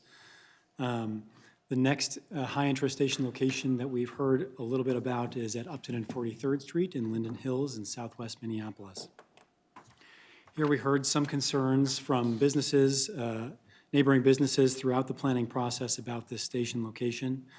And this is a station location where we have made some changes based on some of the feedback that we've heard on the draft corridor plan. So the concerns that have been raised throughout this process that we've heard is, again, about sort of neighborhood character, concerns about how the E-line will fit within the, the overall Linden Hills business district. Here again, we are using our smallest size shelter, which is similar in size to the existing local bus shelter in this intersection. And again, we'll continue engaging with station neighbors throughout the design process to help mitigate some of those concerns, particularly about placement of trees and benches and other platform amenities, including the precise placement of the shelter within the platform. We've also heard concerns about traffic operations at this location. Here we've worked closely with City of Minneapolis staff, including their traffic operations staff, and those staff do not have concerns about traffic operations here at this location. We also heard a number of concerns raised about the impacts of the removal of both parking spaces in this location and trees, boulevard trees here at this location. We have changed so in the draft corridor plan, we had initially shown the southbound platform location on the far side, so the southern side of the intersection. In response to some of the feedback we received, we moved it back to the near side or the north side of that intersection. And that had the effect of essentially the draft plan was going to remove about 8 on-street parking spaces and affect about 8 boulevard trees. Our change here from the draft to the recommended plan reduced that overall reduction from 8 parking spaces to about 4 parking spaces in this area, and from about 8 overall trees impacted to about 4 trees impacted overall. With respect to trees, we will continue to, throughout the design process of the E-line development, seek to minimize impacts to trees at these locations and at all the E-line platform locations that have potential tree impacts. We'll be trying to preserve existing trees where we can, and looking at on-site replacement or other mitigations where on-site preservation is not feasible. We have also received, since making that change from the draft plan to the recommended plan, received comments on the recommended plan expressing concerns about that change. Basically, folks want to preserve that far side platform location, to preserve that speed and reliability benefit associated with far side platform locations. However, we feel that the recommended platform locations shown here balance the concerns that we've received throughout the overall process, as well as with the concerns or with the feedback we've received in support, while still advancing the overall E-line project goals of making sure to be providing convenient access to key destinations, as well as our overall transit network and broader Metropolitan Council goals. So based on that review, we are carrying forward this location as shown here into the final corridor plan as well.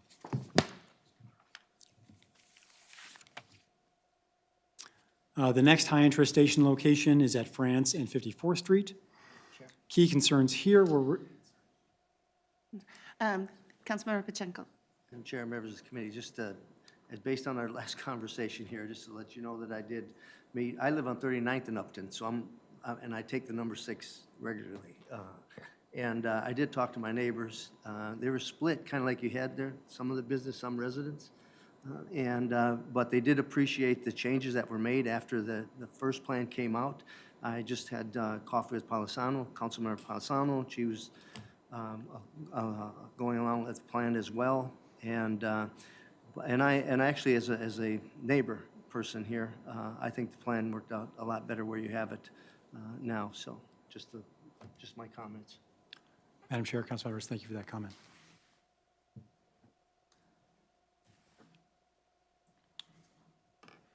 Continuing on to France and 54th Street, the key concerns here were really about the potential traffic impacts and requesting that the platforms be moved to the far side of the intersection to avoid impacts on right turners here.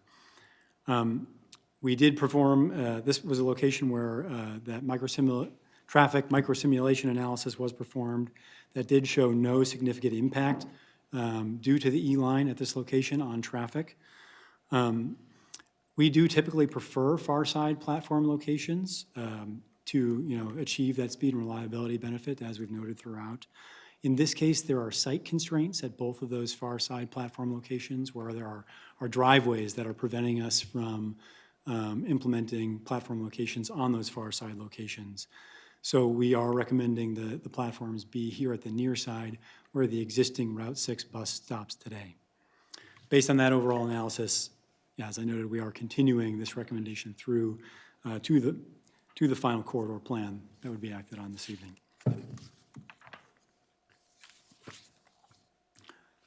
And finally, in terms of high-interest station locations at France and 50th Street, here we have had some concerns raised by the 50th and France Business Association, whom we've met with throughout the planning process, where concerns have been raised about both the traffic operations at this location and that visual impact of stations on the overall business district, some of those neighborhood character concerns.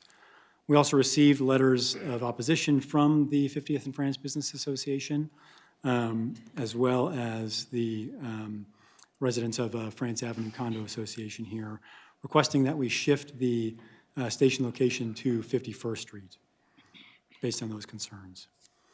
We had also received a formal letter from the City of Edina, supporting all other E-line platform locations within the city limits, with the exception of this location, where they requested that we move the platform location to 51st Street.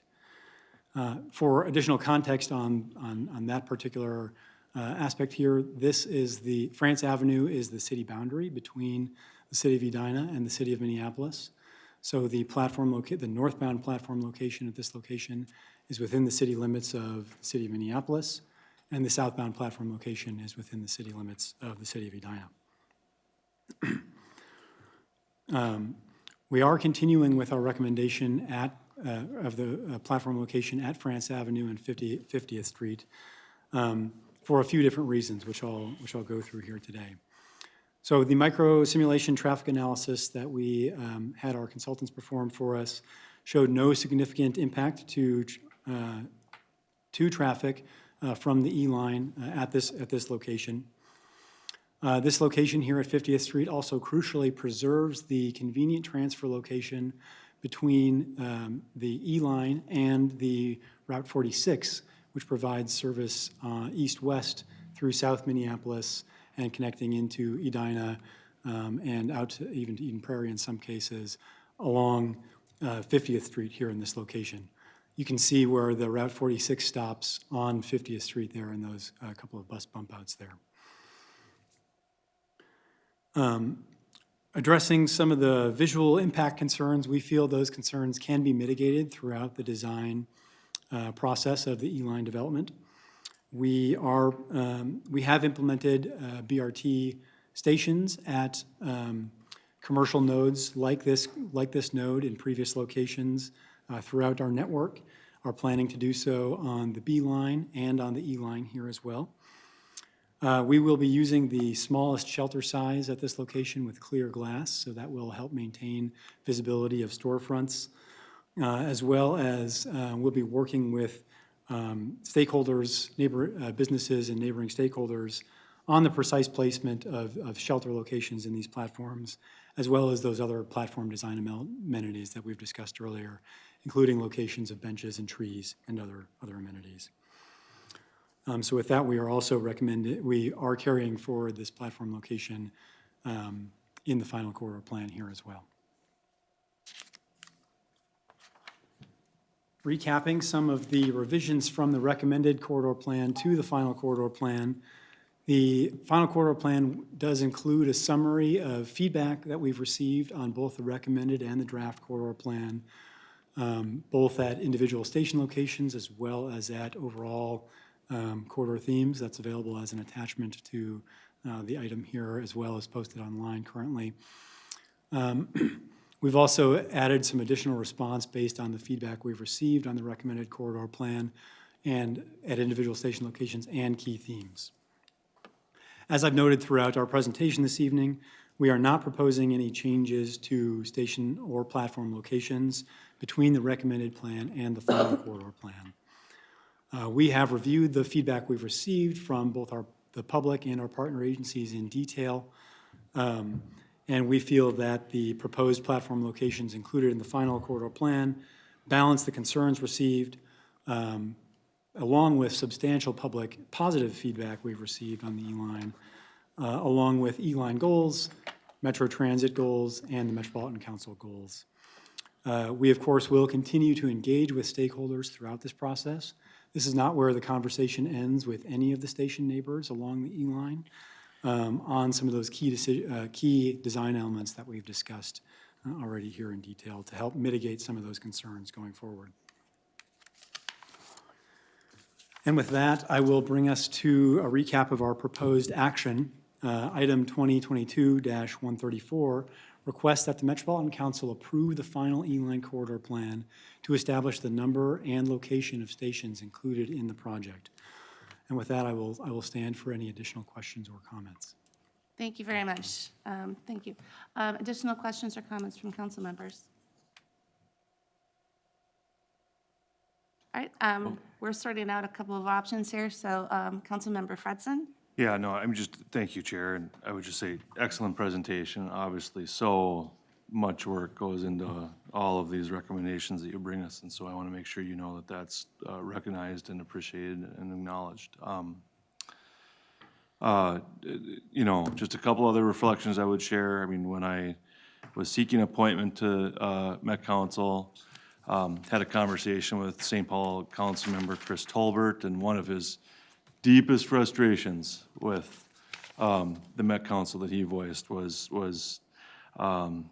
decision-making related to BRT stop along the A-line.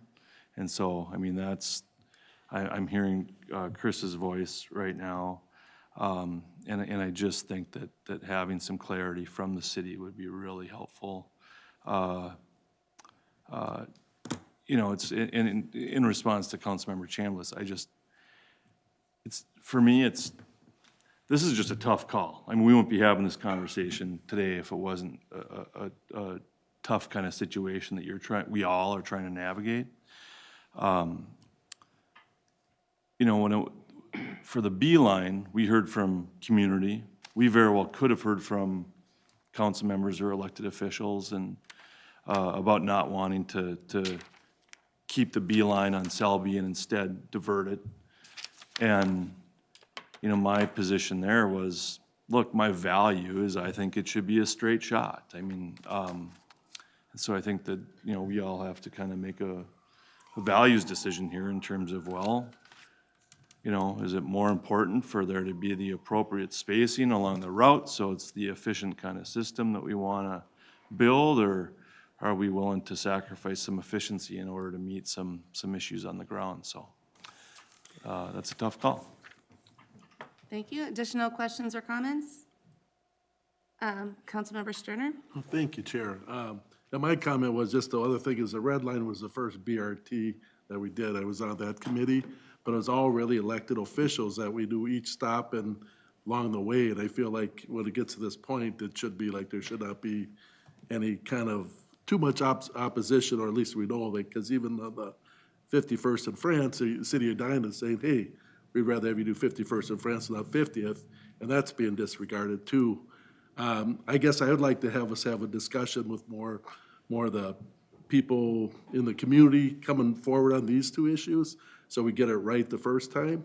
And then I don't want to kick it up to the full council. I think this is kind of our job here, so I'd rather have it come back to us. I have an option, so. Okay, oh, good, all right. I'll Sorry, let there you was a go. lot of little discussions, and All I'm right, sorry. but if it was those, distracting. both of those two, I guess I have some concerns with, and it's hard to make a decision tonight, yea or nay, because I do know our staff is very professional, that's what you do for a living.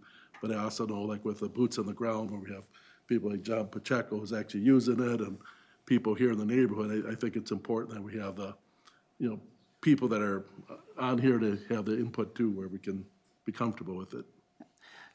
And so I just have a couple of quick comments, and then I will read to you what is a potential proposed motion that will work, I think. So first of all, I want to thank everyone for the robust conversation. I think it's good and it's healthy.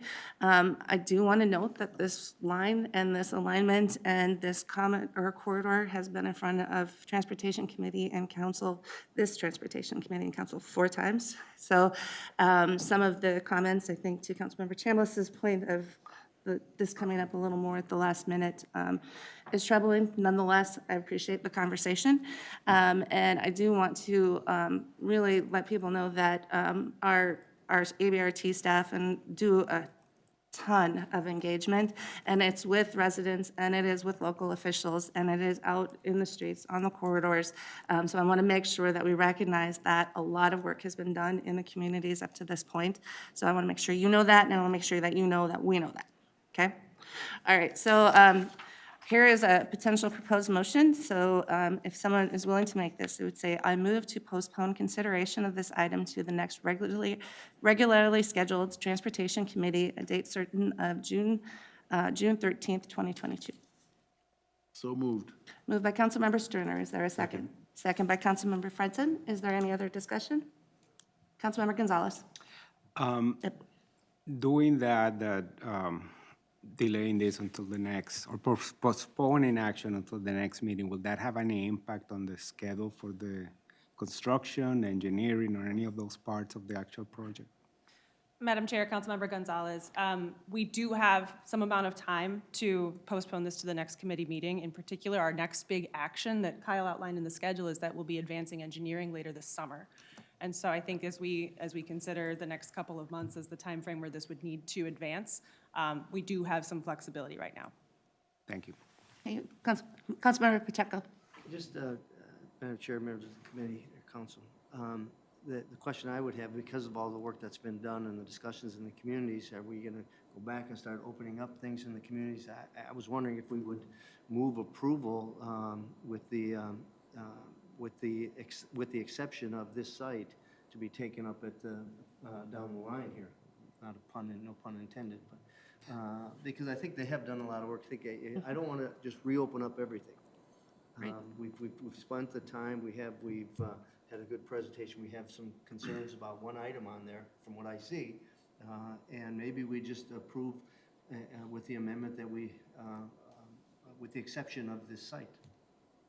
Katie? Madam Chair, Councilmember Pacheco, I will note that a similar path was used on the D line. However, we are in a different situation than we were on the D line. And so on the D line, the station in question was 48th in Chicago. And in that case, that station was not initially included in the draft plan. It was added midstream during the recommended plan phase due to the feedback that we had heard in favor of adding that station.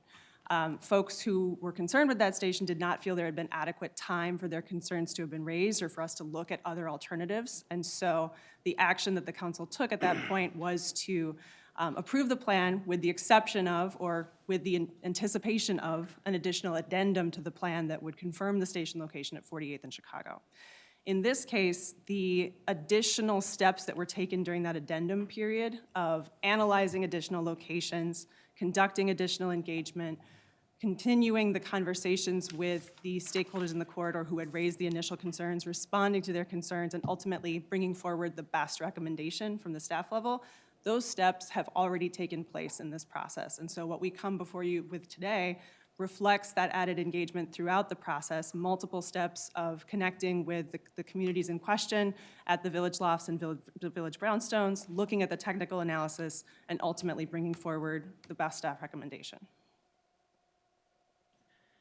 So to my recommendation or my response to that as staff would be that there would not be additional activities that we would identify as being necessary to reach a recommendation that's similar to what we did in that D-line case.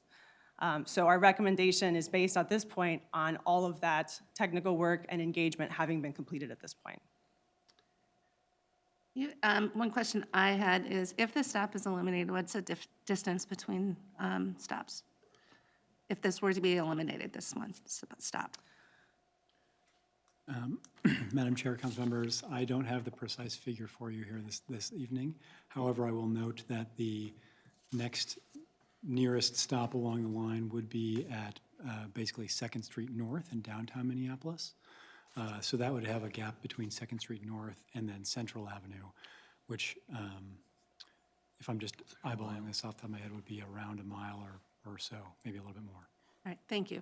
All right, additional questions, Councilmember Chambliss? Yeah, I'm listening to the motion.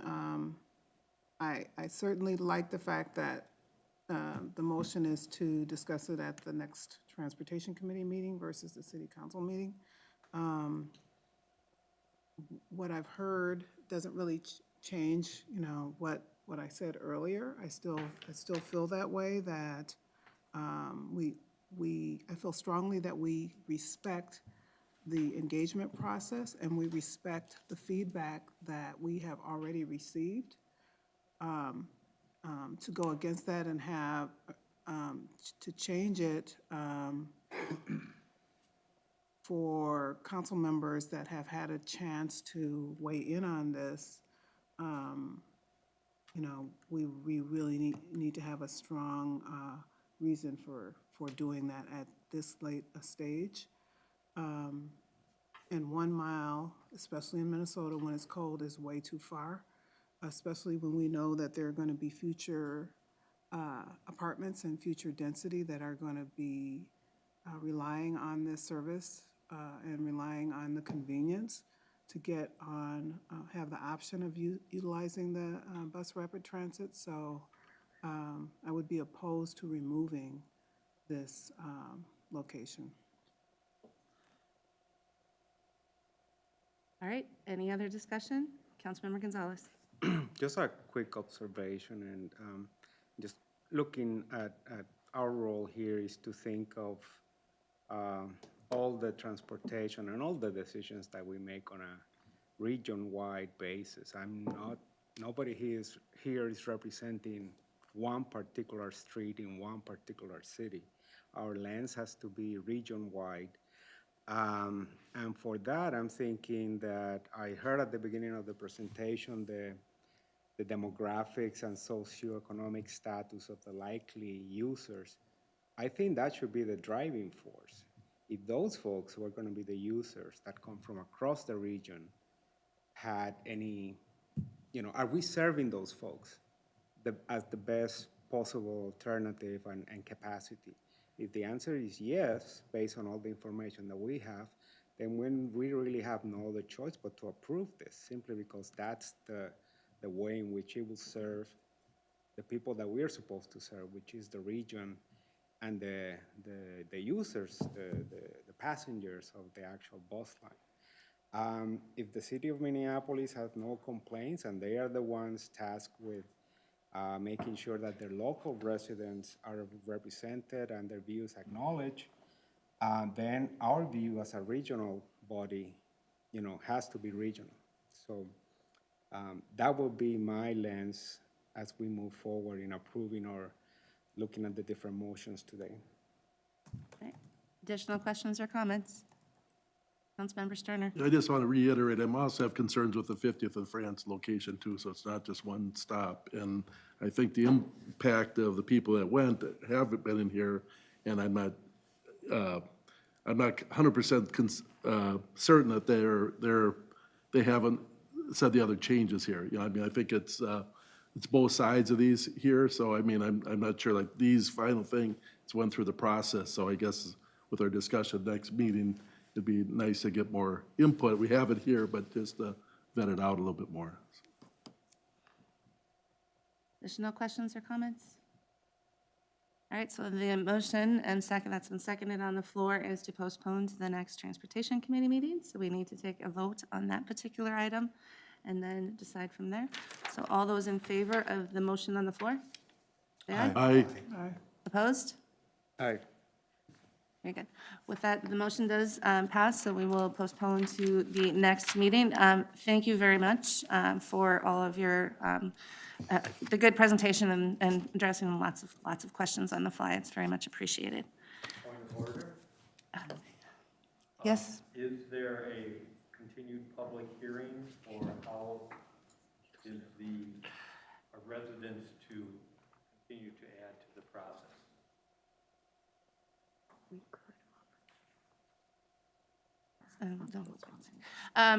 At this point, I would say just refer any questions, comments, or correspondence to myself, probably under Jenna, and we will figure out how we handle it from there. At this point, we're not the public,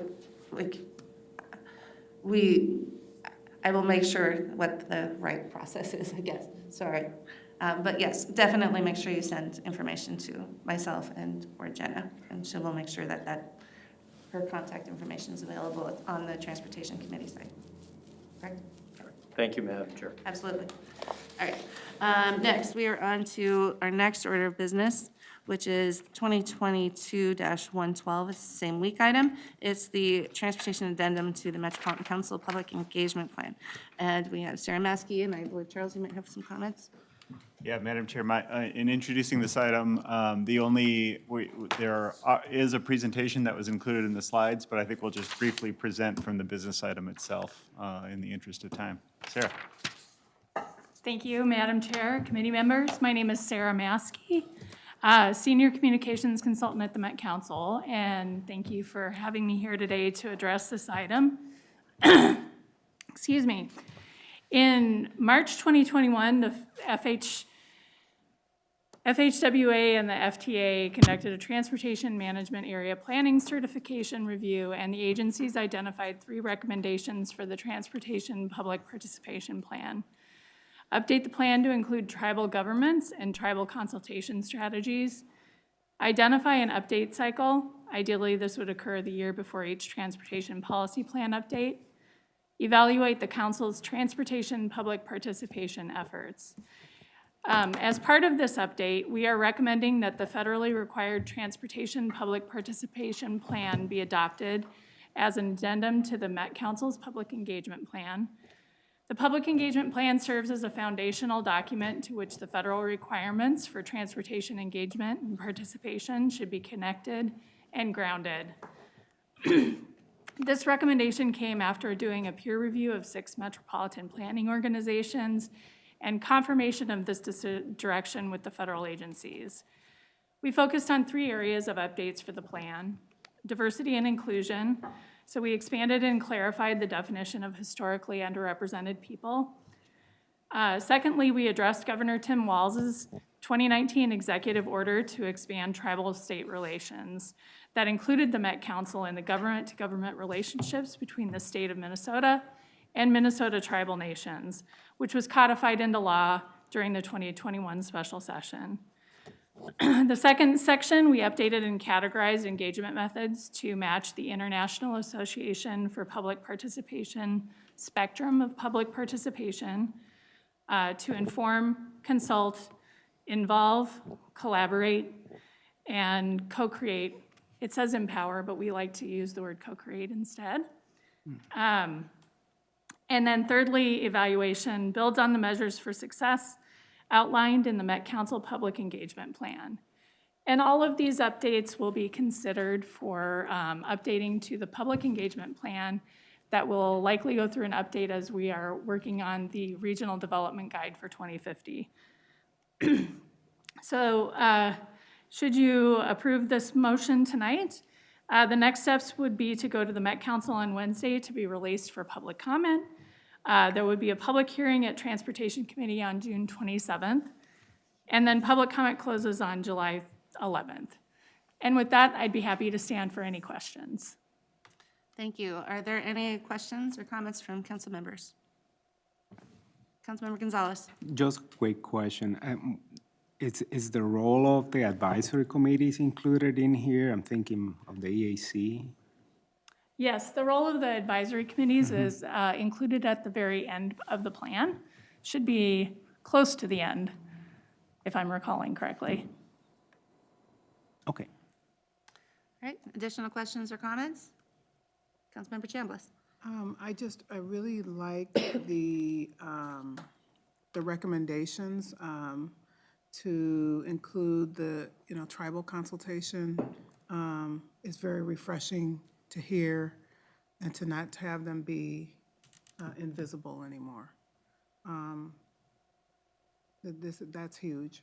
And then the evaluation of the participation efforts, the intentional continuous improvement for doing better engagement and listening to the feedback.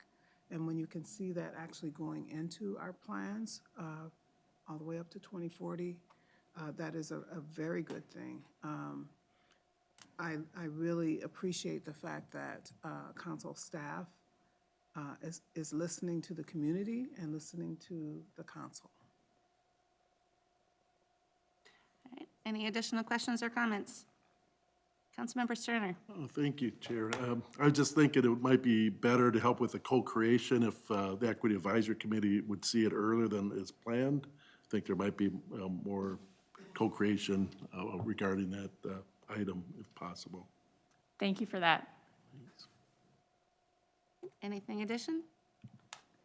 All right, then I entertain a motion to approve business item 2022-112, which is a same week item. Motion to approve. Motion by Councilmember Chambliss. Is there a second? Second. Seconded by Councilmember Sterner. Is there any other discussion? All those in favor say aye. Aye. Opposed, nay. Thank you. Thank you so much. And that motion is approved. Now we're on to business item 2022-113, also a same week item. And we have Steve Peterson here to present. Okay, thank you, Madam Chair and members. Steve Peterson, Manager of Highway Planning. I'm going to stand up. I've been sitting all day to do this last action or business item here today. So this is the I-94, 694, 494 East Metro Auxiliary Lane project, and that's being amended into the TIP, or being asked to be amended into the TIP. Again, the TIP is a 4-year plan of all the federal funds coming to the region for transportation. As an MPO, that's one of our core functions, is to manage the TIP, and from time to time we have projects coming in or out, or money flowing in and out. So this is a time where we have, you saw all the consent agenda items. This is an opportunity when a project is coming in. So because of the nature of this project, this was a regionally significant project. We're adding a $8 million auxiliary lane, eastbound only on I-94. And because of the project type, it did require a public comment period, which took place April 21st through May 11th. We had a mix of comments that were actually received on this one. But in the end, council staff is recommending that you do amend it into the TIP. The positive comments we received were from the local communities abutting the project. That would be Oakdale, Woodbury, Washington County, and several people from the freight community. Those opposed were generally opposed in general with highway expansion projects, as opposed to being opposed to the specific project location or impacts from the project. And so we think it's more appropriate to really pull those projects forward and have those considered as part of kind of upstream of, during the transportation policy plan that we're going to be doing. Even the regional solicitation is another good opportunity to pull those comments into. This is specific freight money given to us from the federal government for freight projects, so you can't just flip it to a sidewalk project or something else. But the regional solicitation is an opportunity where you can spend it on really anything. Very flexible funding source. So with that, a lot of details here, but I think I'll leave it, turn it back to you, Madam Chair, and see if people have questions. Thank you. Thank you, Steve. Questions for the presenter? All right, then I'd entertain a motion to approve business item 2022-113, same week. So moved. Moved by Councilmember Gonzalez. Is there a second? Second. Second by Councilmember Fredson. Is there any other discussion?